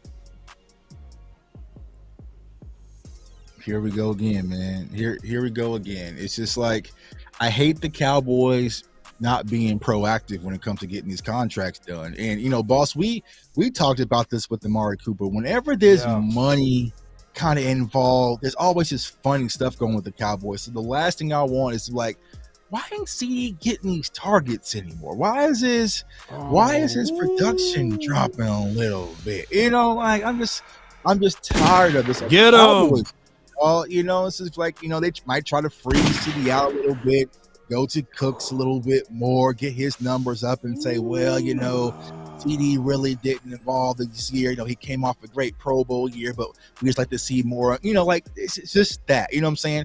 But then also, like OC just said, the last thing I want is a disgruntled situation with CD, because we also got our cornerback coming up in the pipeline as well. So you don't want pretty much the future of the Dallas Cowboys with CD Lamb and also Trayvon Diggs being disgruntled, dealing with the BS of the Cowboys front office trying to get deals done. And we know wide receivers, cornerbacks, they don't go out east. You know what I'm saying? Like offensive linemen, you can kind of play those games with, okay, you can kind of play the games with Terrence Steele.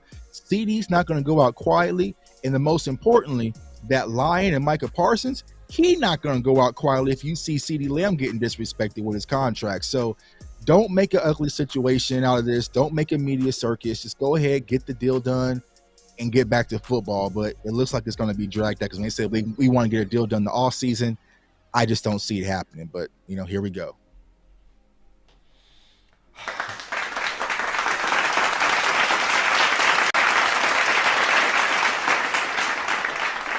Yep. You want answers? Damn good job. Yep. Yeah. Absolutely. God, dog.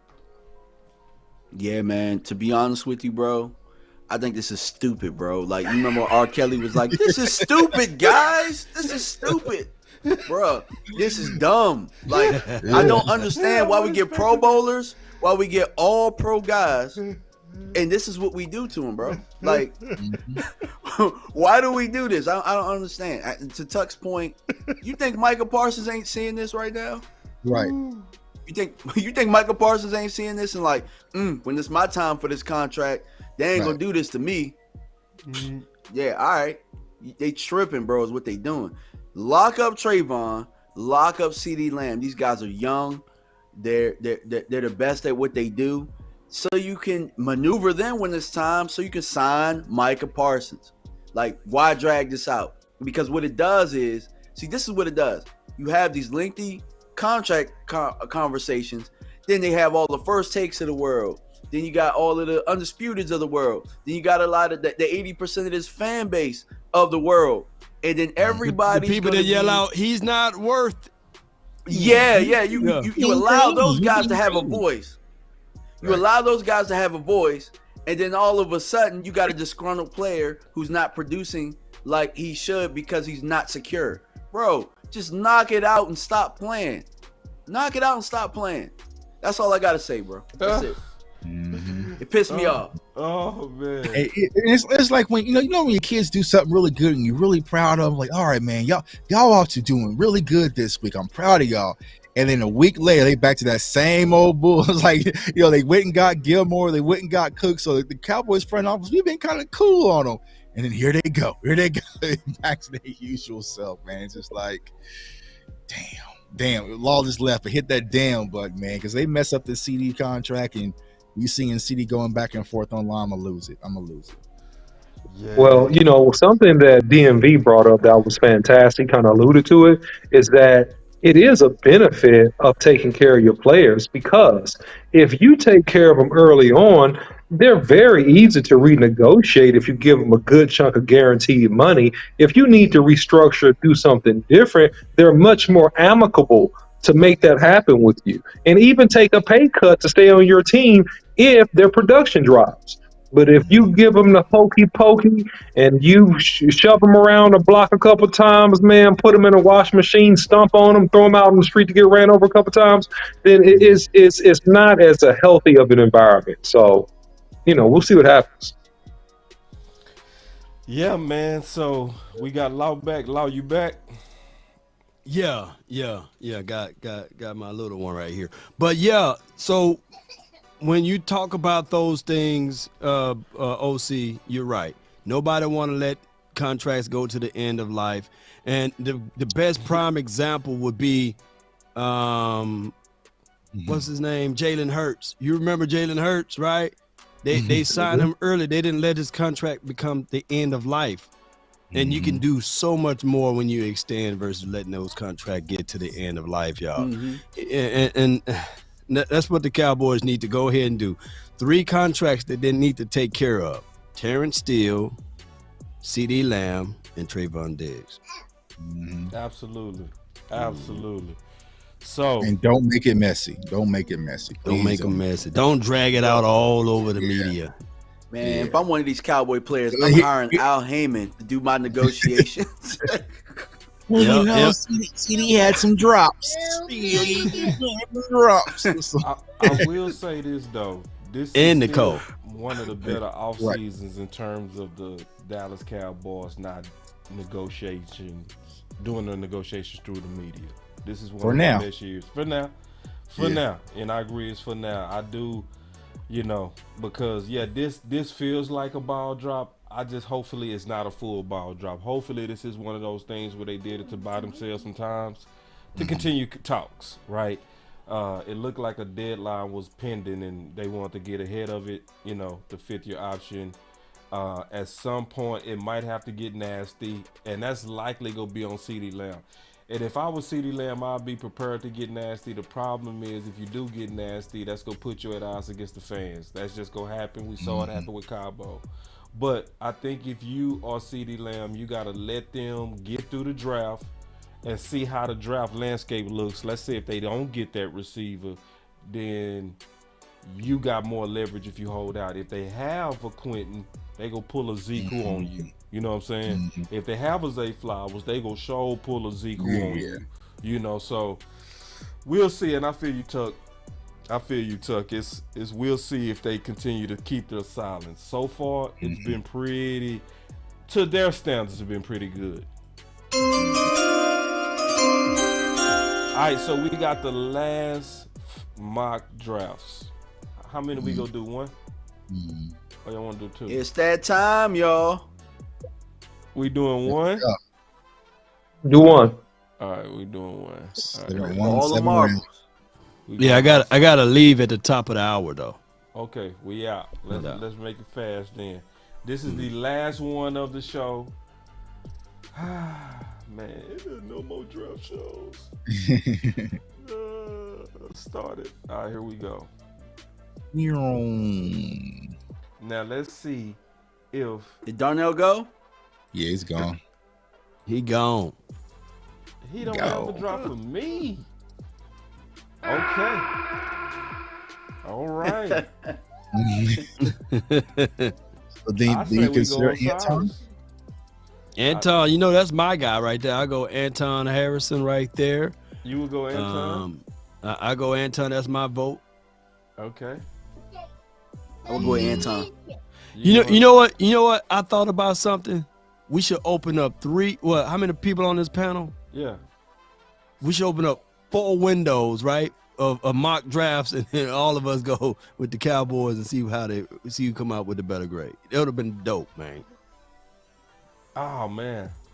You see what I'm talking about? Open up 4 simulators, and we all just pick out our picks, man. It's just too late for this show. Yeah, I know it's too late. Yeah. So if I had to, I would say Anton Harrison.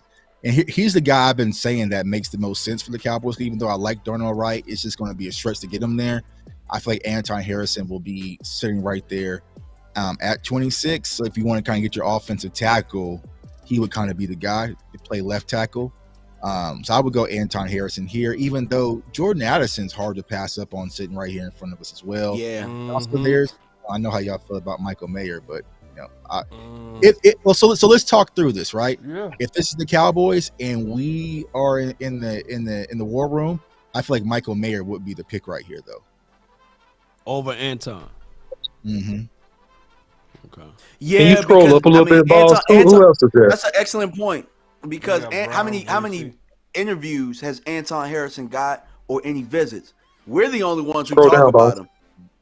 Yeah, I mean the Chiefs have met with them. I know the Chiefs are very high on Anton Harrison, but I feel like they would sit. They would sit and go with Mayer. Or if pick, but yeah, I mean if Steele is here, I think you probably want to go ahead and weaponize. Go ahead and get Jordan Addison. Yeah. Get Jordan Addison. Jordan was my number 2.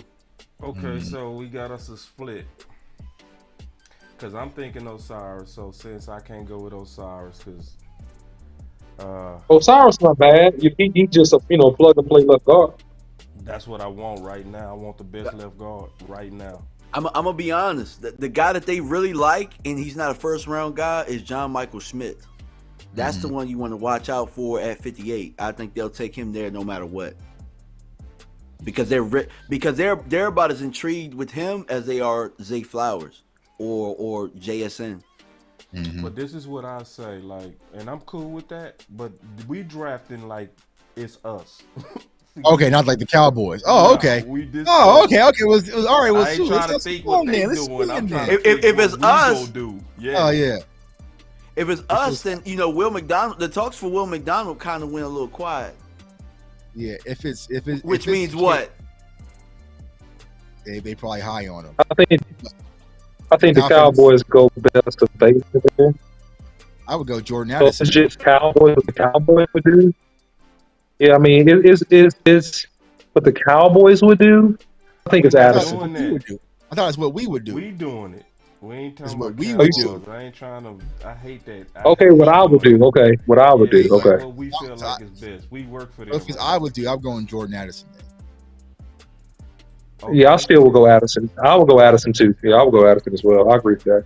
So, Law, y'all still on? Y'all shifted me because I told y'all Jordan Addison is the Justin Jefferson of this draft. So I'm gonna shift to Jordan. Okay. Yeah, I'll go Jordan. So that means that everybody else will be outvoted automatically. Law, we will be automatically outvoted if we had a different opinion. So Jordan Addison is the pick. Okay. Hey, man, I appreciate y'all, man. I got to bounce like a basketball right now. But, hey, let's go, man. DC for life. Salute. DC for life. All right, DC for life. No doubt. All right, so we got our first pick. We got us a receiver. All right. Let me see. Ooh, them tackles went. And that makes sense. Tackles went fast, bro. Yeah, them tackles went. Let's look at them going. That's right. Well, we know we'll be able to get Zavala on the third, so ain't no use of panicking on that. Look at running back, boss. Right here? We can look at it. You said look at it or get him? Just look at it. Okay. Yeah, so that's a guy they like. Zach Charbonnet. Zach Charbonnet. You got Charbonnet. You got a Ken. With how you pronounce the name? I messed that up. You got McBride. Charbonnet to me. If you get Charbonnet, you definitely ain't going Zeke. I'm cool with Charbonnet. Y'all cool with that? I mean, I wouldn't go with Charbonnet, but y'all can go ahead. No, okay, hold on. I just want to see who else. Yeah, look at the list. Let me actually. Or you look at the pass rushers. Look at the DN. Yeah, so you have Keanu Bitten. I would probably go. I would go D-line here, personally. Yeah, I would probably go Keanu Bitten before I would go Zach Charbonnet. That would be my pick. not Cowboys pick, but That's not a bad pick. I would have gone Thule. Just another edge. But I like Zach Charbonnet out of Benton, mainly because he got demolished versus Ohio State. It's just hard for me to get that out of my mind. His hustle was fantastic, but I just don't see it from that game. Maybe somebody have to refer me to another game. But when I go look at some of these candidates, I want to see you with the best and go against the best. And he was getting blown off the ball. That's my only knock on him. So if between the panel kind of debating Kinu and Zach, I will go with Zach if we want to just kind of close this part out. What y'all want to do? okay, so we're going. So we got Benton versus Charbonnet right now. Yeah, and I'm team Zach out of them too. I'm still Benton. I would. Yeah. So I guess it's on me right now. Yeah. I think they go Charbonnet, so I'm gonna go Charbonnet. All right, there it is. So we went offense on our first two picks, and I like that the offense is. Okay, we got Andrew. Go ahead and fight for your dude, OC. OC, what you gonna do by Andrew Carter right here? That would also be a very, very, very, very valuable pick right here. So it would though, case or not? I mean, look, I like Andre Carter. I mean, if you can get him in round number 3, man, he's still 50 on CBS's board. I think he's a good upside guy, but I want to see who else is available down here. We have not picked an offensive lineman at this point, which also is a little bit concerning. Yeah, it is. And I think that we need to look at what's available. Yeah, we have not handled guard. So I will look back at offensive linemen and see who's the highest ranked here. If we can get, we're running out of value. All these good guys already got scooped up, it looks like. Yeah, Wanye and Blake aren't out of what's left, and I never go with small school guys. Is Nick? Yeah, he's very high IQ too. I will feel good about that. But so we're looking to go tackle though. I'm about to say, what's that guard? I would trust him to even be able to move inside. Yeah, you can convert him. That's what my eyes say though. And he's still young too. He's still young, so I will feel great about this too. But then let's look at guard. You want to look at guard, Tuck? I just want to see what guards is actually there. I like Andre too. Yeah, he got flex. Andre is a good pick. He's a good dude. He's a good player. He's not gonna help you this year though. I think Nick could help you this year. Yeah, the only reason I say Andrew is not going to help because he tore his ACL in the combine. And then that's true. You have Oluwademi. He's kind of a center / guard. You could go Jackson Kirkland's Epstein. Yeah. Cairo Jr. out of Alabama. I think he was a visit. I think he was a 30 visit guard out of Alabama. So scroll up. Let me see. I'm not going Mafi this early. Hell no. Why y'all say hell no? Like he just a chump or something? You talking about Mafi? We are. Go ahead, Tuck. I'll let you take that one. Bro, we are the only fan base who gassed up Antonio Mafi. I don't know where the hell that came from, but this whole I know where it came from. Oh, well, I know where it came from. But I'm just like, yo, we gotta chill with that. Where it comes from? Because I like this tape.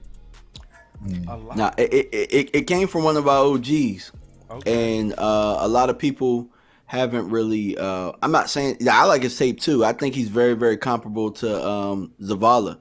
I think they're very, very similar. Both of those guys. Physical. Way more. Way more. But he's also he's a little bit more stiffer than him too, though. So it's like give and take. I don't care how stiff he is. I want him to maul you. This dude mauls you. He just eat you like a polar bear, man. Just hit you with his paws. For the simulator, we can get him later. Yeah, we can. For the simulator, we can get him later. But if this was real, I would get him right here. I would get him right here. If that's your guy, yeah. Yeah, that's my guy. That's just how I see it. I believe in it. I believe in his film. I would say screw. Well, let me ask y'all a question. How do y'all feel about Wanye Morris? Because I know he was at the Senior Bowl, and he had some good tape at the Senior Bowl.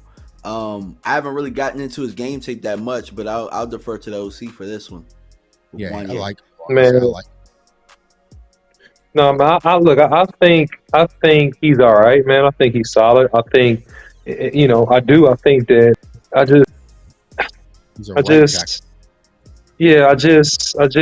just want a guy that can probably play on the left side, man. I'd be confident that has the feet. He's all right, man, but the feet quickness and stuff like that to be a blind side, I want somebody that can play on that left side. It's not that I have a knock on him, but it's just I want somebody that I'm confident that can play that left side. And I don't think he's a guard. I think he's more so of a natural tackle. That's just my take on him. So I'm gonna go ahead and go back. Nick got the best feet out of all of them right now. Well, yeah. Isn't Blake Freeland the guy that could kick in the guard? Because he looks a little weird to me. Not weird, but he don't really necessarily look like a tackle. Maybe I'm tripping. What do you guys think? I don't even know Blake Freeland. He's somebody I'm going to have to look up. I've never seen him. I think he could go into guard because I've done a little bit of work on him. I think that he can go into guard. I think that he's not ideal playing left. He might can be a right tackle, but I think he actually could go into guard. That's my opinion, but I think that the dude needs to just get a little bit stronger from what I've seen in terms of game film. That'll be my opinion. I think since we waited, we're pretty much in developmental stages when it comes to offensive line, to be honest with y'all. I mean, forget it and go to Carter. Whatever y'all want to do, I don't care. I'm just talking. Go ahead. Yeah. So, I mean, I feel like the best quote unquote pound offensive lineman would be Nick Saldivari out of Old Dominion. I feel like he's the most has the most upside. And if you want to kind of get a guy in the third round as a project, you can play outside and kick in. He would probably be the best prospect here. Yeah. But that's just I think a good comp on Nick, bro, just keeping it real. If he had a good comp on Nick, in my opinion, would be Peter. Just Peter without the big games. You know what I mean? Like when I look at somebody who like athletic and you can just see the technical savviness in them and you can see the dog and toughness in them too. All right, that's our guy.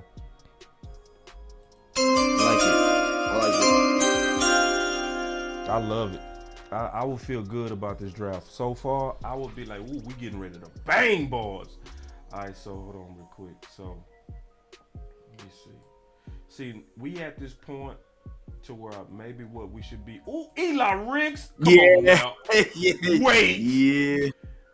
Do we got to vote on that? Or no, we don't. I'll take Ricks. No, I would take Ricks there, man. If he's still on the board, which is very surprising, but I would take him all day. Oh man, this draft is hellified nice. That's a good pick. God, dog. Now, let me see. What's your thoughts, Tuck? Who did we just take? Ricks? Yeah. I mean, I'm cool with it because I'm trying to get one of those corners up out of there. So, let's see. Where we at, right? Dean, but not Trey Dean would be very fair right here. His rank is 170. I'm about to say, go back up. It's about Trey. See, let me sell Trey real quick, and then I go up real quick. Trey play everything: nickel, safety, corner. He play everything. He the most hybrid out of everybody. He also very Dan Quinnish with the height and the weight. You know. He also a 30 visit guy from them, and I've been watching him from 2 years. I would feel very confident about him coming in here and competing and playing some special teams. Who did you want to look at? Well, what I was going to finish saying about Trey Dean is I heard he was better at corner. I have a couple of guys that I trust that follow the Gators, and when he moved to the star role, that's when he started to struggle a little bit. So I think Trey Dean might be kind of a Dan Quinn guy, but I don't know if you would play him in the same role that they had him in at Florida, because I already used to get roasted. I would play him as a big nickel. That's how I would play him. I would put him in. He would have to go compete with Dono. That's what he would do if I'm looking at this. But and then safety, we got a deep safety room, but we gonna lose a lot of contracts next year. Mm-hmm. So do we beef up the safety right now? Do we start thinking about those guys for next year and thinking about getting them going in special teams? Or let me go look at Maffa, man. Let me see if Maffa. Because what about bringing in competition? What about bringing competition for guard? I probably would double up. I probably would double up at some point. But there was somebody on that list that I was pretty high on, that I wanted to get you guys' perspective. Okay. All right, who you got? Who you hiring? Okay, I think that it was. Hold on, go down a little bit. Mm-hmm. It might be. So I'm thinking, if Dallas does want to beef up the tight end room, Davis Allen right here is a pretty good value. He's a guy that can go up and get the football. He's that vertical threat that the OC was talking about. Yeah. 6'6", 245.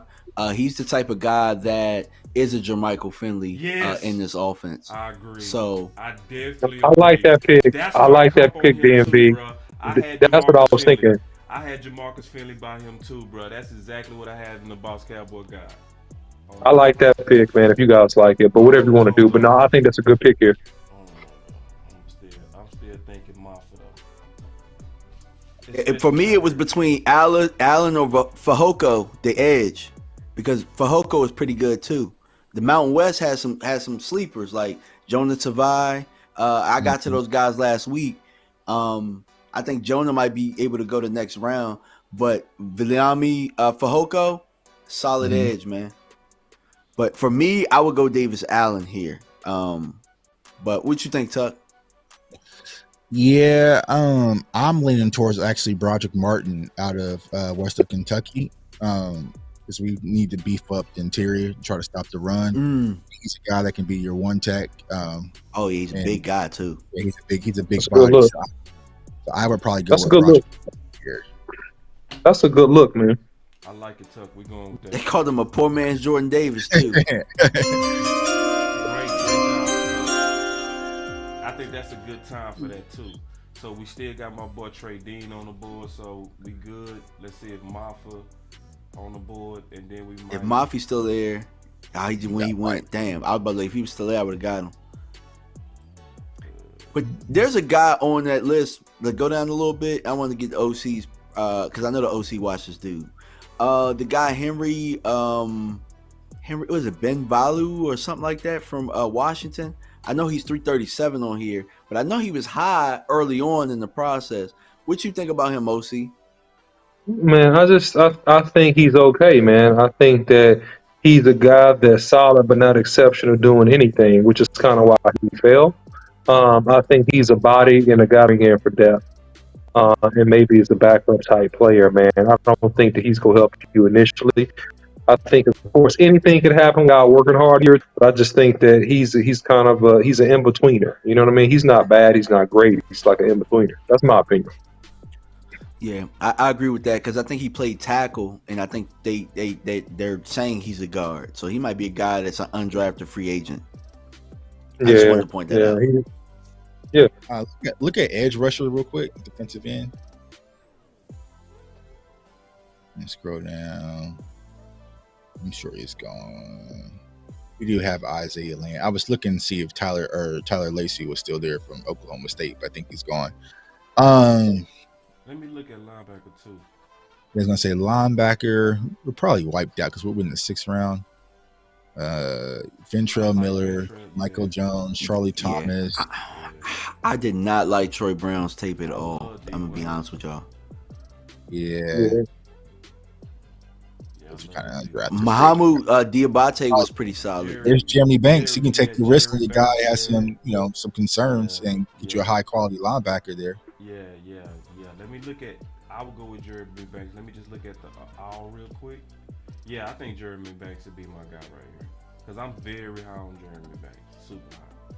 So Yeah, he's a high motor guy. If he can just get his attitude right. That's what's wrong with him. He kind of off. Yeah, he has some. It's not like legal off the field stuff. He just had, Yeah. Okay, one of those. But that's a top. That's like my top linebacker. So obviously I love that. I would get Jonah here. I would get Jonah.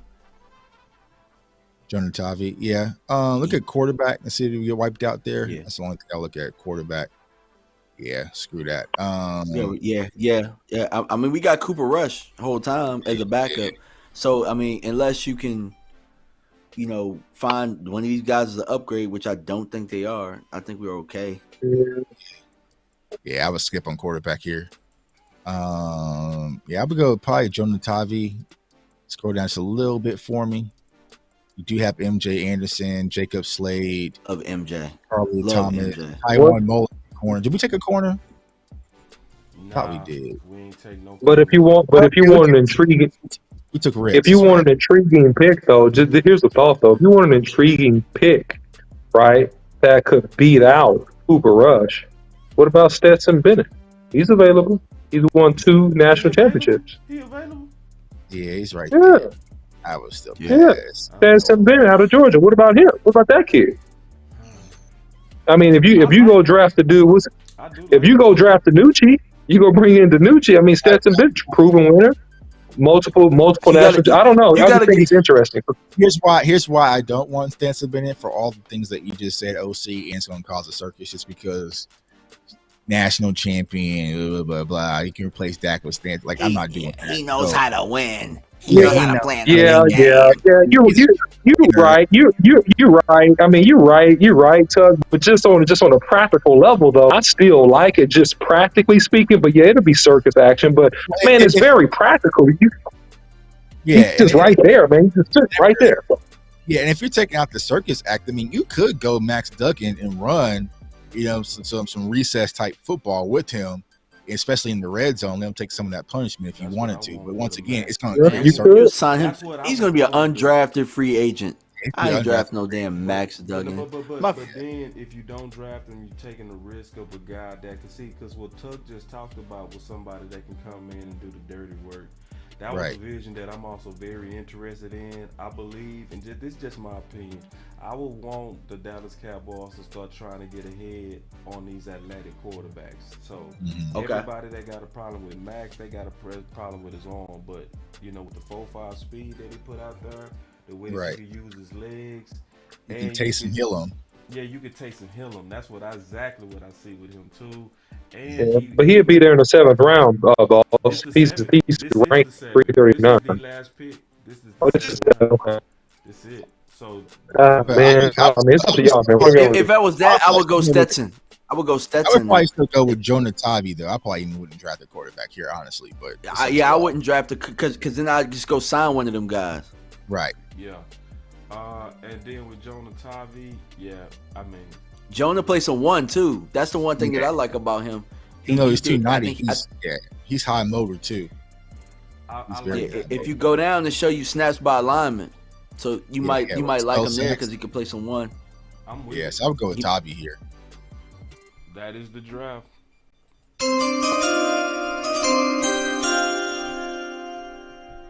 All right, so it's probably got to be. What we get? B. Yeah, maybe we probably took Nick a little too early, but killed me on that Jeremy Banks. They killed me. Yeah, A- on Eli. Yeah, so there it is. I think this team would be good though. That's not Zach Charbonnet, the pitcher, by the way. I know, bro. That's so crazy. No, they did him bad. That look like the baby. That's what I thought. Hey, baby. Hurricane Chris. Hurricane Chris. Like Hurricane Chris. That dude look like Hurricane Chris. Would this team win a Super Bowl? With this team that we just drafted? Yeah. I feel good about this team, man. Because honestly, I feel like Jordan Addison definitely help a lot of things. And shoot, they might be looking at CD a little bit side eye you'll get Jordan Addison. And they're like, hey, bro, we got somebody who can take things over the top. But I feel like Jordan Addison kind of gives you that same thing that Brandon Cook is going to provide for our offense, but just a different layer. Even though he's a smaller guy, I still feel like he can play on the boundaries. I'm good there. Zach, even though I'm not super high on him, he gives you your guy that can kind of just take the workload away from Tony Pollard, ground and pound. Probably we reached on Nick. I'll admit that we reached super early on him, but it is what it is. But we made up for it with Eli. Eli's the best pick out of this draft. And I think we had to panic though. We did. Right.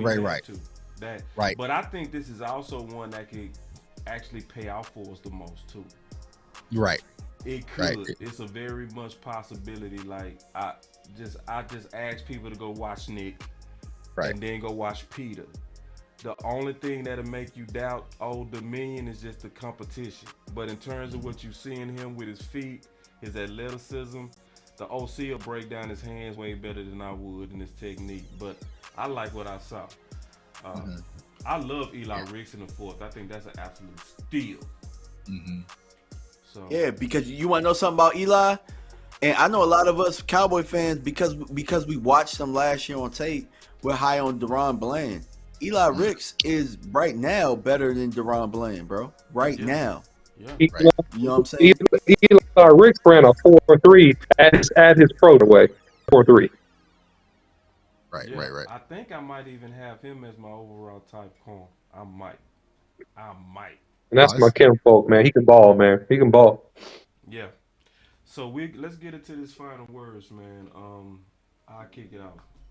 So first of all, man, I want to thank you, DMV, and you, J Tuck, for the contribution that y'all definitely added to the final word. I think both of you guys every week was very professional, brought very good insight. I really appreciate all the insight that you guys definitely bring from a fresh perspective. I appreciate all the hard work from y'all edition. I think it's been fun. I hate that this is the last week. I really do, because we're gonna have to find some kind of way to do some more content in the future, because I was growing to really just love Thursdays like I love Tuesdays. I look forward to Tuesdays. I was now starting to look forward to Thursdays, and I feel real good that this group I could just basically turn the camera on and go. Like, I don't have to do much prep, because I know the intelligence here is going to be amazing, and the perspective. So first of all, thank both of you guys for your contribution to the off season and your ideas. Now, I sincerely believe that our voices matter. I think it was some ideas that went across the nation from this show. I really do. I think we threw some rocks into the pond and ideas rippled. And it was because of just, you guys and everybody on the panel. So my final word would be thank y'all. Thank y'all a lot. And I look forward to next week where we doing this all live together. Now, Tuck will be on Media Row. So it's going to be hard for him to take a break. But if he can, he going to take a break and he's going to embed himself into the show. And we going to enjoy that if we can. I can't wait to see that. I would love it if you can. But no pressure if you can't. Because I also understand you got duties that you got to handle, and you going to be kind of moving and doing a lot. Mostly kind of carrying it. So obviously we want to see you. But if we don't, man, thank you, man. Greatly appreciate you. And then my last thing is also, man, I said that my book was going to be out on Wednesday. It's probably going to be out for sure Saturday. Absolutely. So y'all be on the lookout for that. I'm excited about that. I'm just doing my last minute checks. That's the only thing I'm doing now, is I'm just combing through, doing my last film evaluations, because once I put my thoughts out there, that's it. It's it. So I'm open for the public critique and the public praise.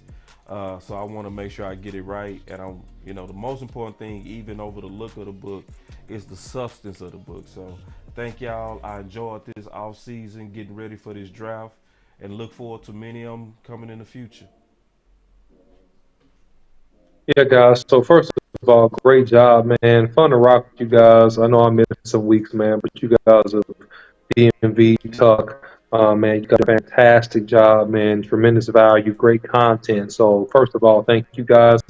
And hey, now we got the draft, man. Now, all the preamble is over with, man. Hey, the next sound of our voices next week, late in the week is going to be all about the draft and getting through these picks on live action. So you guys stay tuned, man. Don't forget to like, share, and subscribe. Follow every single channel represented here, man. J Tuck, DMV, Law Nation, obviously Boss Cowboy Sports, and my boy Big Game James in his absence.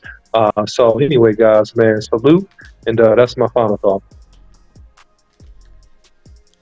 Yeah, first and foremost, man, I just wanted to thank OC, Boss, Law, Big Game James for, allowing me to have my voice on this show. You guys do an excellent job every week and everybody tunes in. So I'm just happy to be a part of the crew. Appreciate you, J Tuck, because it was you who threw me out here. And, I think that iron sharpens iron, obviously. And I think that each week we sharpened each other. Yep. And facts. It became the best show out there. And like you said, Boss, everybody, our voice matters. And it got out to, people in the building. Or honestly, it got to other people in other places as well. Because I don't see some of these Eagle mock drafts looking like ours. You know what I'm saying? Shots fired. But yeah, appreciate you guys, man. I'm sad that this is the last week, but I can't wait to rock with you guys next week. Well, we doing double duty. We doing work doing draft week, me, you, and if you can, you know what I'm saying? Just want to be clear on that. Okay, yeah, hit me. I'm going to be in Kansas City, so I'm going to be with Cowboy Joe B. I'm going to be with Mark Holmes. And I'm going to be doing double duty. So I'm going to be with you guys, and I'm going to be on Mark's show as well. So it's going to be something that's brand new for me, brand new for everybody, and I can't wait, bro. I'm super excited. Plug it. And that's my final word. No, plug it. What you got going? Oh yeah, I'm gonna be on Mark Holmes' channel, and I'm gonna be doing, I'm gonna be live with you guys as well. So, I'm gonna be doing double duty at the same time, and I can't wait. It's gonna be fantastic. Out at the draft in Kansas City. Yeah, man. First and foremost, I gotta start. This can't be the last draft show because we gotta come on and recap all this hard work that we've done. So we're definitely doing post draft. You know what I'm saying? We gotta recap it, bro. You know what I'm saying? So we'll definitely be able to. Yeah, we'll definitely be able to do it. We'll be back, man. But first and foremost, man, these are my brothers. I can't, say again, thank you guys. Not only just for everyone on the panels, but everyone who's been watching the show across Cowboys Nation. Yeah. Anyone who embraces my draft content. I started this in 2020 just from that original clip that Boss posted, and just from that standpoint to be able to be on Media Row here next week in my hometown, interviewing players, meeting players, it's a huge blessing. But that's a testament to not only you guys, but also some of the work that I've done. And, I really enjoyed you guys opening up your doors and inviting me on The Final Word, which is one of my favorite shows. I'm always in the chat just watching just like everyone else, but I respect my brothers, everyone on this panel. And so it pushed me to a much higher level. I feel like this is the most complete draft analysis and study I've ever done in my life, man. I'm 7th round deep. I'm HBCUs. I'm everywhere because I know every Thursday night my brothers are going to bring their best effort, and I trust the research and the effort that they put in. So I want to say thank you guys for inviting me, everyone for embracing me. And like I said, even though I'm going to be doing different things with the radio station here and there and with the TV station on Thursday, this is my home, and I'm definitely going to find a way to get on stream with my brothers and talk about the draft. So, it's not like J Tuck is going somewhere else and I'm forgetting my brothers. Absolutely not. I'm bringing y'all with me. So I appreciate y'all. Thanks for rocking with me. And if the Cowboys go tight end, let's get it. Peace. That's my final word. So we gonna be back, y'all. We gonna have to recap this. We gonna have to recap this draft. So we will be back. We gonna get you this. Yeah, I just wanna run it up. Can we check or something? I've been really in the field, let up. Yeah, I've been really in the field, let her rush, I let her feel. Lately, I just wanna run it up. Don't need no deals, I make the deal. Have to take it to. And if it was up to me, if it was up to little old me to make a pick, it would probably go a little something like this. And with the 17th pick of the 2020 Dallas Cowboys NFL draft, the Dallas Cowboys select CeeDee Lamb. Oh.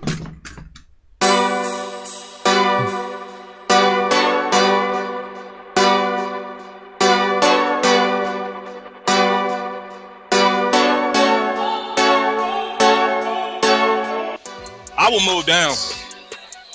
The smart thing would be to move down, but the Cowboys historically don't. Boss could be a trade down here with Justin. We got to trade. We got to trade. Boss in the OC. We got to trade. I said this is the place to move We were down. just sitting here talking Justin Fields. I said it loud and clear. This is the place to move down. Go hard, or go home. Go home. Go hard, or go home. Go hard, or go home. Go hard, or go home. Touchdown like the end zone. When the circle turn to my home, can't get me out of my zone. Go hard, or go home. Go.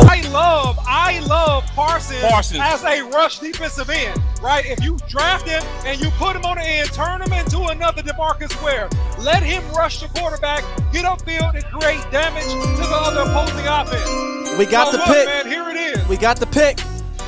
Yeah, this gotta be Parsons. Like, Parsons the best player available. Go home. Yeah, these championship rings on my hands now. In my head, I'm top 10, yeah, that's hands down. You a squad, now you're looking man down. Funny how foes turn to friends now. So the Cowboys just selected Jake Ferguson with pick 129. Hey, I'm good. I love the pick. I love the player. I know that a lot of people will say that this is probably a reach. This is about where I had Jake Ferguson. Really solid player from Wisconsin. He can do all of it. He can block. He can run routes. He can actually make people miss in the open field. If a race car like a Atari, now call filling up, I need product again. Treat the business like a playground, might slide on you. Don't me wrong, might slide on you. Do a backflip, cause I'm mad rich, I'm the definition of what that is. Go hard, or go home. Go home. Go hard, or go home. Go hard, or go home. Go hard, or go home. Touchdown like the end zone. When the circle turn to my home, can't get me out of my zone. Go hard, or go home. Go hard.